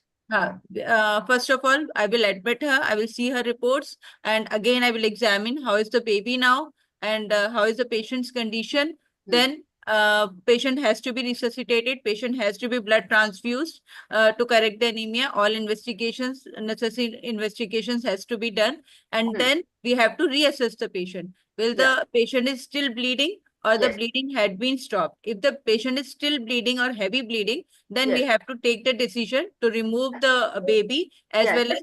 Just hold on. I have some queries for. So how will you counsel the patient's relatives about the plan of management and what will be the prognosis? Plan of management is, suppose if the patient is heavily bleeding, then we have to counsel that if we cannot prolong this pregnancy more because patient is losing blood at very high amount. So in that case, we have to take her for We have to save the cesarean. patient first. Okay. But for the cesarean, we have to counsel that we need to do hysterectomy, and we have to arrange so many minimum 4 units of blood, and we may need more. So this patient has to be taken with the along with a neurosurgeon or any general surgeon along with the informed written consent of obstetric hysterectomy. Obstetric hysterectomy. That is one. Yes, For the ma'am. mother. For the Yes. baby, what will you take a consent? For the baby, as baby is extremely premature, baby has to be shifted in nursery, and still we cannot guarantee this about the survival of the baby. Yes, perfect. Okay, so whatever you are doing is to save the mother, right? That is to be explained. Okay, so now the relatives, everybody is agreed, because you know the situation is such that now you have to decide your team, what all arrangements you have to do, and who all do you want in your team. For that, I need senior anesthetist. Physician has to be there for assessment of the fluid. Then senior neonatologist has to be there. If possible or available, I need a neurosurgeon also, because this is acute and previous cesarean. Sometimes it do involve bladder also. So in that case, we may need to, if bladder open up, then we have to restitch for that. So these all people has to be there in my team to do this surgery. Okay. Yes, the blood bank, as we already said, blood bank. Yes. We need the, because Minimum we 4 may units. need to initiate massive transfusion protocol also. Yes. Okay. So sometimes maybe you need the hematologist also. Anybody else, if at all given a choice, you have everything available. Uterine artery embolization. Yes. So interventional radiologist. Right. So because you know preoperatively, if you do that, definitely devascularize and make your job easy. Correct. So that is one. So now you have your team ready, Dr. Charu. How will you proceed with the surgery? What kind of incision on abdomen and what kind of incision on uterus, and what else thereafter? Vertical incision over the abdomen, and even for the uterus, we will give go vertically in the upper segment. We will not try to detach the detach the placenta, but we remove the baby first, and cord is clamped, and after that we can proceed with obstetric. So I just interrupt you here. Suppose see, if you are comfortable with transverse phalangeal incision, you take a large, liberal incision. That is also okay. Vertical, well and good. But then when it comes, when you open, you see that the whole uterus is blue and lots of sinuses here and there, and everywhere, you don't find a space. Maybe even she can be even percreta. So even at upper segment, you don't have any space to incise. You find that as if everywhere the placenta is there. Then how do you take the incision? This has happened. This you can have sometimes. So what kind of incision you can take? Ma'am, posterior wall we will go then. We have to remove the baby or the totally fundus at the fundus area. That is, yes, perfect. So this is called as transfundal incision. Okay. Transfundal. Just incise the fundus horizontally, deliver the baby, and leave as it is, and go ahead with the hysterectomy. But suppose now this patient is very adamant. Now you have given her blood, aggressive fluid resuscitation. She is, now she is not bleeding. You have delivered the baby, and the placenta is not separating now, whatever she has bled initially. But she's very adamant on this because she's going to lose this baby. And first child is only one. She's saying, Madam, somehow you try and save my uterus. So are there any procedures to save the uterus?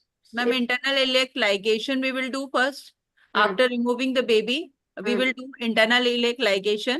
Okay. Then one Dr. Ashwath sir said this thing, that you can remove the area where the placenta is attached and then just approximate the gap. Okay. So what is it called as? This is what I want to know from you. Ma'am, that I don't know. There are 3 steps. It's called as triple. Anybody wants to add? Any panelist? Any panelist wants to add? Do you know what is triple P procedure? Okay, so first step is stepwise pelvic devascularization. Okay, stepwise pelvic devascularization. So first is of course placental mapping. That is the first step, because you have to actually see up to what level the placenta is reaching. That is one, placental mapping. What depth?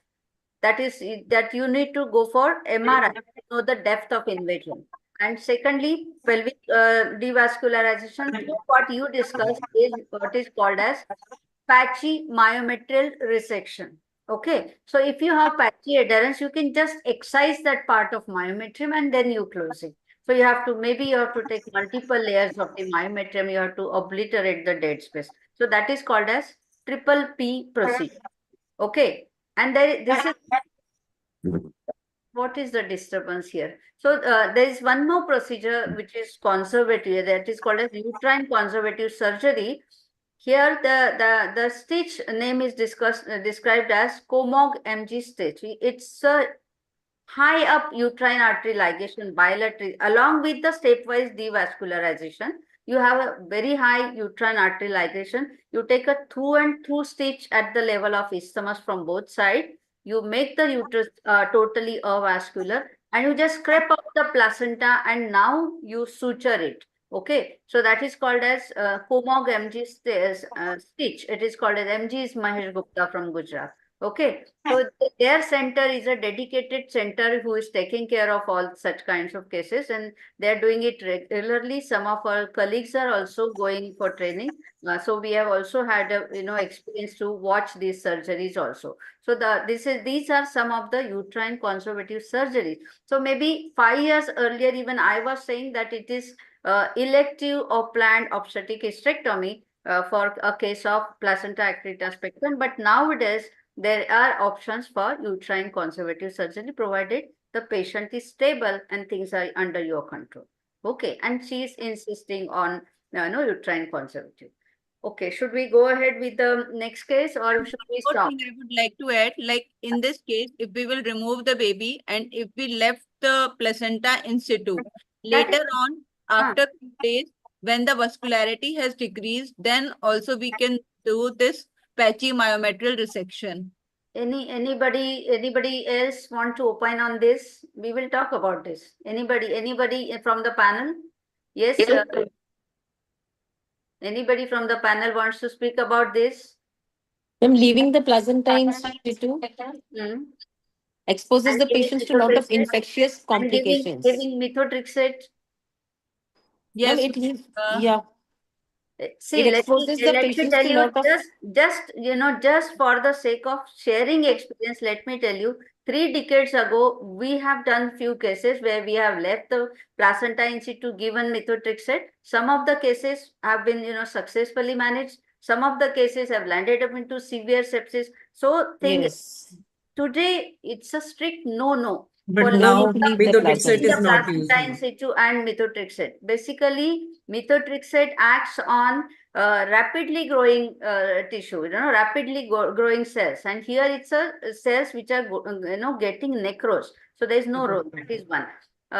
Secondly, leaving behind the placenta will lead to lots and lots of infection necrosis. Patient may go into septicemia and even secondary PPH, which will be worst. Doing hysterectomy at that point of time will make her more moribund. Okay. So I think we finish up with this case, and I think I can see Dr. Abhijit Patil and Yes, ma'am. three panelists The we can reason have. why we did a preterm cesarean section for her was that she was bleeding, Yes. and that bleeding will continue even after the surgery. So we have to take care of that placenta. We cannot leave it behind. Yes, perfect. So I think we can have opinion of other panelists whom somehow we have not asked. I think Dr. Naima, Dr. Bushra. I want you 2, 3 panelists, my dear friends, all of you. I want to talk for this case. Okay. So I think this we have already managed this patient. We will go ahead. Just one question to you, Dr. Bushra. Could we have prevented this by doing os tightening or prophylactic tocolysis? No, ma'am, there's no role of os tightening or tocolysis in this particular patient. Yes, that's a perfect message we have to, give from this platform. Absolutely no role for cerclage. Cerclage is only where the, the cervical length is less than 2.5 centimeter. For placenta previa, absolutely no for cervical cerclage. Okay. And tocolysis? Ma'am, there is also no role of tocolysis, particularly in patients who require immediate, where there is fetal-maternal compromise, as in this particular patient. The patient doesn't have contraction, so there is no role of tocolysis. Yes, Chandrakant. You want Yes. I want to just add one thing, that do not blindly trust sonography reports. Yes. Please keep your mind always open, Yes. because you may be in for a surprise.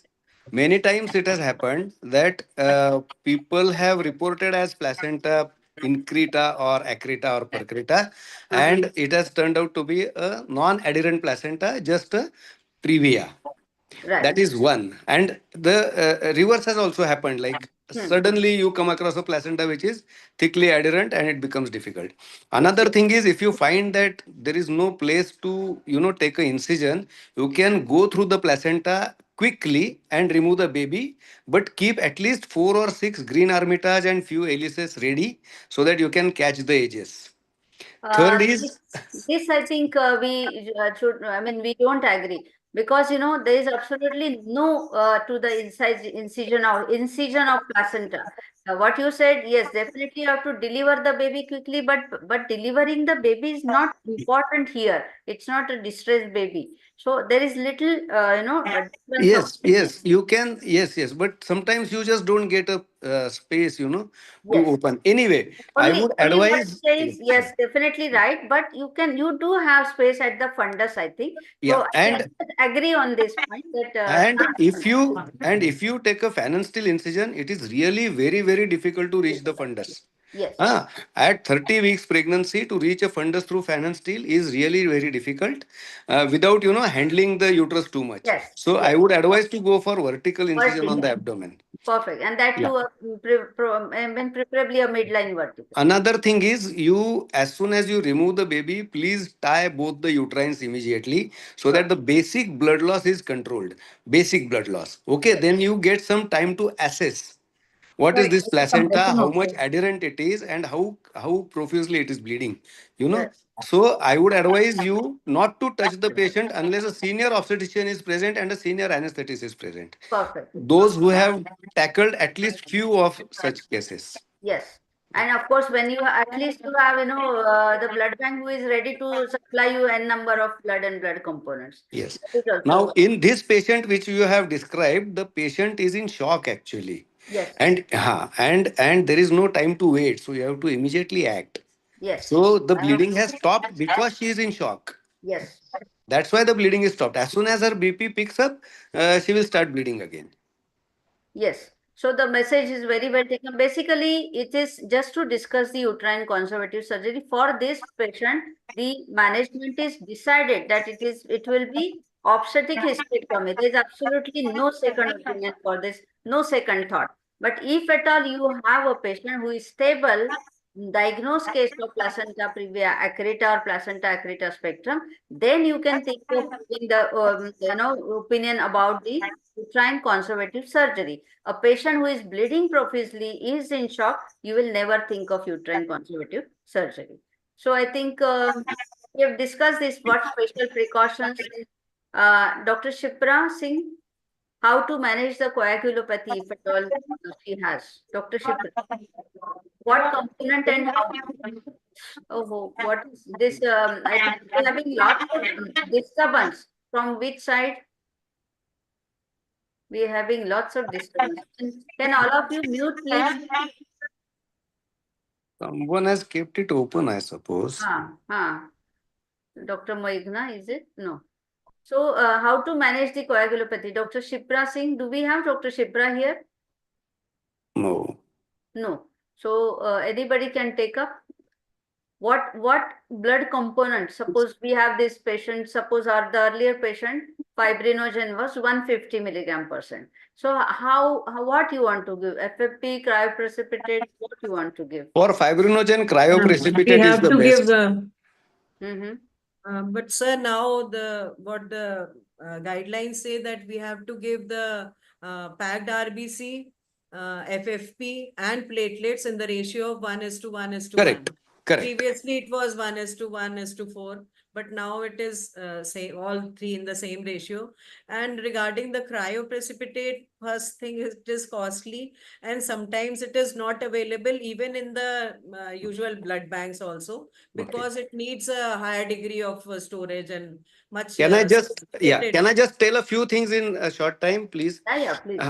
See, if you want oxygen carrying capacity, it is severe hypovolemia, give RBCs. Because RBCs will do oxygen carrying and her tissue perfusion or oxygenation will improve. The worst thing in shock is hypoperfusion leading to dysfunction, leading to tissue death, Yes. multi-organ failure. So that is one. Plasma will contain all the coagulation factors, especially 5, 8, 13 and all. Okay, so fresh frozen plasma is good in coagulation factors. But if you want higher fibrinogen concentration, then cryo is good. Cryo advantages, I will tell you, you need not have like ABO compatibility. That is one. Its shelf life is 1 year. Shelf life is 1 year. So you can actually store it for a very long time.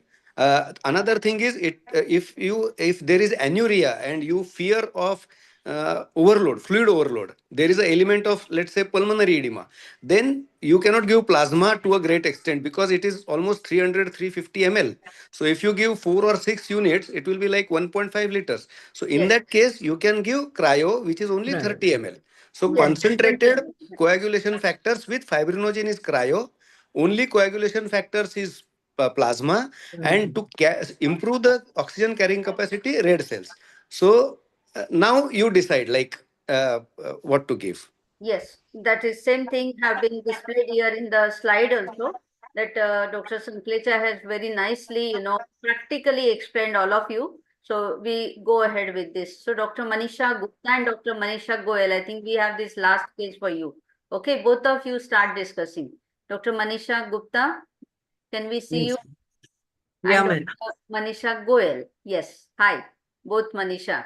So we have this Gravida 4 para 1. She has actually Gravida 5. Okay, para 1, 3 abortions, and she's gone 2 MTPs and 1 abortion. So last childbirth was 7 years back. That was normal delivery, uneventful antenatal record, and she has a normal USG for fetal growth, and everything was normal. This patient at full-term pregnancy, she was admitted at 11 p.m. in night with active labor. She delivered a healthy baby at 4 a.m. in the 4 a.m. and placenta fails to deliver. Active management was done. In spite of that, the placenta has not been delivered for another 45 minutes. I think what is your, and suddenly the patient she collapses and she is seen in a pool of blood. So what is your diagnosis, Dr. Manisha? And how will you manage this patient? Ma'am, she took 40 minutes to deliver the placenta. It is already prolonged. Still it is not delivered. Not delivered. Yeah. Yeah, still not delivered. So 40 minutes is beyond, like we can call it a prolonged third stage. So that can be because of if the placenta is adherent in the fundus, she has undergone 2 MTPs and one another missed abortion DNC. So that can be a reason if the color Doppler is not done. No. We are diverting. We are diverting. Your patient, has collapsed and she is now in a pool of blood. So what will you do? What is your probable diagnosis first? What we will manage? First is PPH, ma'am. First is PPH. Then now second you want is to examine her. Inversion. Now Yeah, you want inversion. to examine her. When you examine, you find As soon as we the uterus examine, is not palpable and you can see a fleshy mass there. Okay. For abdominally, we'll find like a dimple type feeling that is going inside not depression. Palpable. Uterus is not felt. Okay. So Dr. Then, Manisha, these are the findings I have already given you. You see a large fleshy mass at the vagina and cervical rim is not filled. What is your diagnosis? We can't hear you. We can't hear you. Increase your voice volume. Ma'am, am I audible? Yes, yes, now. Yeah. Ma'am, the most probable diagnosis in this case, as uterus is not felt per abdomen and bleeding is present and large sexual mass is present. So the diagnosis is uterine inversion. Okay. Inversion of uterus. Yes, ma'am. So we will not go into the theoretical details, but how will you manage this patient? Ma'am, firstly, as in this case, the patient in the inversion of uterus, the patient is in shock. So firstly we call for help and we put 2 large bore IV cannula and maintain fluid therapy and timing for family connection. We arrange for blood. If we cannot prior arrange the blood, then we arrange the blood. And then we manual correction of uterus. Okay. We try to manually correct the uterus as soon as possible. Yeah, Prerak, can you please mute somebody? Can you please mute because there is lots of noise here. Yes, ma'am. Yeah. Somebody's phone is also Yeah, and okay. So go ahead. Dr. Manisha, you were talking about inversion, so manual replacement. Okay. Yeah, ma'am. So, ma'am, we wear high level gloves and we gas the uterus with the fingers and Do push you do it this with anesthesia or without anesthesia? under No. anesthesia. No, ma'am. Under This anesthesia. yes, ma'am. This is done under anesthesia, and because the patient is shocked, so we call for help and we call our anesthetic team and we call our sisters, assistant doctors, and we tap the uterus and push it to the cervix. Okay. To the cervix towards umbilicus. Deposit to the normal position. Okay. And then by the help of another hand, we support the uterus and with the help of bilingual palpation, we deposit the uterus and we ma'am, with right hand you are reposing. With right hand you are reposing. Okay, you are putting the cervix and isthmus and then body and then fundus. The part which is come last, you are reposing first. Okay, then left hand you are holding the fundus. And with right hand, this fist needs to be kept inside. You know, this uterus, it needs to be kept inside the uterine cavity and then you give uterotonics. Okay. Yeah. And after placing the uterus, we start with uterotonics. Okay. And we place the fist for 10 minutes. Okay. In the same position. And once we feel that uterus is contracted, then after 5 minutes, 10 minutes, after 10 minutes, we slowly withdraw the hand. Okay, suppose now Dr. Manisha Gupta, suppose you can't repose it, then what other measures you have? How will you do that? And when do you If remove we the are placenta? unable to reposition it manually, we have to see that a rim of cervix is formed. No, you are not able to repose it. That is what we have, she has tried, she could not. Now what is if manual is not possible, then we try this O'Sullivan hydrostatic method. In that we keep the source of fluid roughly 2 meters above the patient's like pelvis, and we keep the patient in Franklin-Perk position so that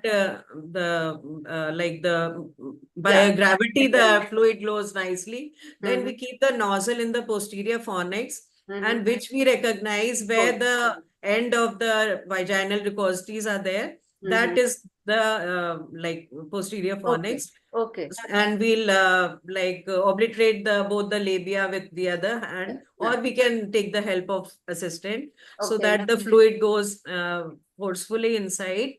And this is all done under anesthesia, definitely, and under antibiotic coverage also. And then by the hydrostatic pressure, which has been built up in the posterior fornix, it also helps. And then we can gradually negotiate through the posterior fornix and push the cervix upwards. Okay. And gradually the Suppose this fundus will also fails. Suppose this also fails. Nowadays, then we have to everything go is for a common sense. surgery. Okay. I have done in my lifetime a chronic inversion, long time back, almost 20 years back. That time we did that Hortense repair. In that Hortense. That we had to cut the like inside Rim. the posterior Rim. rim. Anteriorly or posteriorly? Posteriorly. Vertically. We did. Yeah. Vertical. And then when we were able to like cut that tissue, then a person, we kept assistant lower down. She pushed it from slightly that way. And then we could reposition it properly. And then then we finally stitched it. You have to suture Then we the stitched which it. was cut. Yeah. Then we sutured the incision So there are longitudinally. many procedures, Yeah. and hunting. But acute inversion, I pray that I should never get in my life. Good. So I think that should be all for this case. Anybody who is not contributed to or any discussion, can we have Fatima, I think. Naima Fatima. I could not see her. Is she there? Is she there, Dr. Naima Fatima? No? Should we have this case? It's already 8:30. Okay, I'll just give you, we'll stop here. I'll just want to say, because this is a very interesting case, I will not ask you. This is a case which, she's a multi-gravida with large size baby. First normal delivery, now landed up into cesarean section because of obstructed labor, because the baby was 4 kg. Uneventful cesarean section, no hemorrhage, intraoperative, postoperative.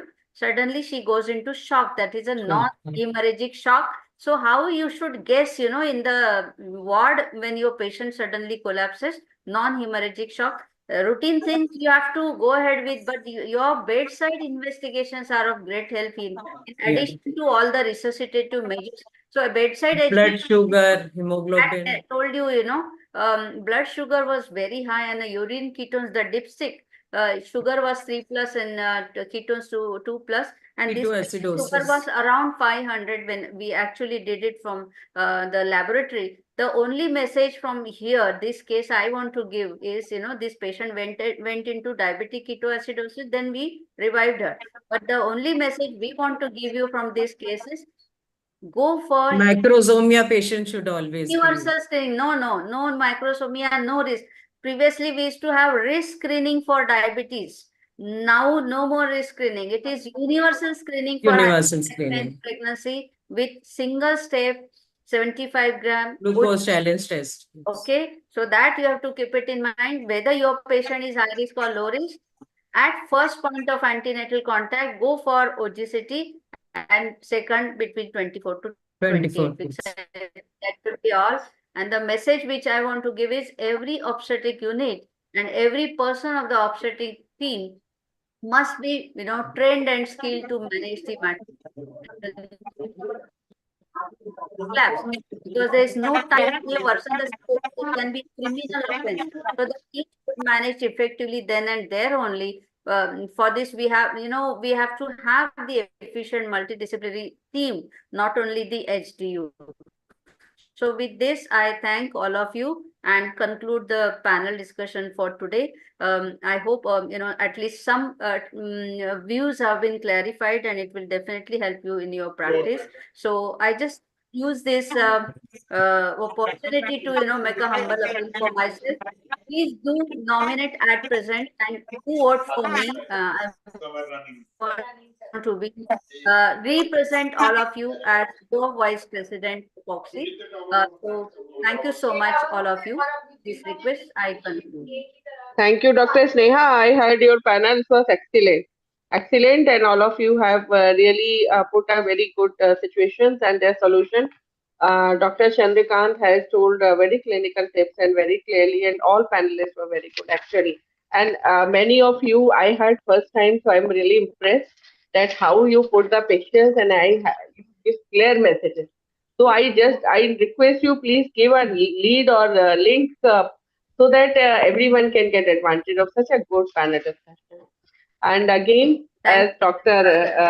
Sneha said, yeah, please nominate Dr. Bharti from North Zone Vice President, Foxy, and as well as vote from your society.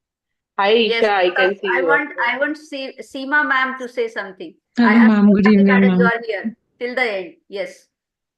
It was really a very nice program, and I was glued to my chair and I heard each and everything that is spoken today. I'm really thankful to you, Dr. Sneha, and I wish you all the best. You and Bharti are real visionary. Like today's program is a testimony that you deserve all. You deserve to be the vice president from West, and Bharti deserve to be the vice president from North Zone. I wish you all the best, and I really wish to see you leading us in Foxy. Thank you, madam. Thank you so much. Dr. Sneha, Sneha, really. Sneha, Thank you you. are also, but Bharti, as she is from UP, na, so we little biased. That is understood, तुम madam. दोनों को अपना vote cut नहीं करना है ना, तुम्हें अलग है, उसका बिल्कुल अलग है, कोई कंपटीशन नहीं है हमारे में. Bharti, I love you so much. Thank you, man. Thank you. Yes. We are not opponents Thank you. or competitors. We are not opponent or competitors of each other. We are representing from different zone. So both of us are your representative, madam. One from North Zone, and you know me since so long. So definitely, I know how much you love us. Thank you, madam. Thank you so much. Dr. Sneha, UPCOD Joint Secretary Dr. Isha Khanuzia is also here. Hi, Isha. Good evening, ma'am. Thank you, Good evening, ma'am. at inauguration. Thank you so much. Thank you, ma'am. Thank you. And it was a So, pleasure some listening to comments? all of you, ma'am. Yes. Yeah. It Thank you. was so Thank you, wonderful. everyone. It was a great pleasure. And Sneha, wish you all the best and all support to you. Thank you. And Dr. Chandrasekhar to me also, please. Dr. Bharti from Sure, Dr. Bharti. Yes. all support from Nasik. Yes. Thank you. Thank Yeah, you. yeah. So once again, Thank I you. thank all the societies, Aligarh, Azamgarh, Allahabad, and Bareilly, and of course my Maharashtra societies, Nasik and Nagpur. And I thank all the president secretaries and of course the UPCOG office bearers for having us here and giving us this opportunity to discuss with all of you. Thank you so much. Thank you. Thank you. Thank you. Thank you, everyone. Okay. Bye bye and.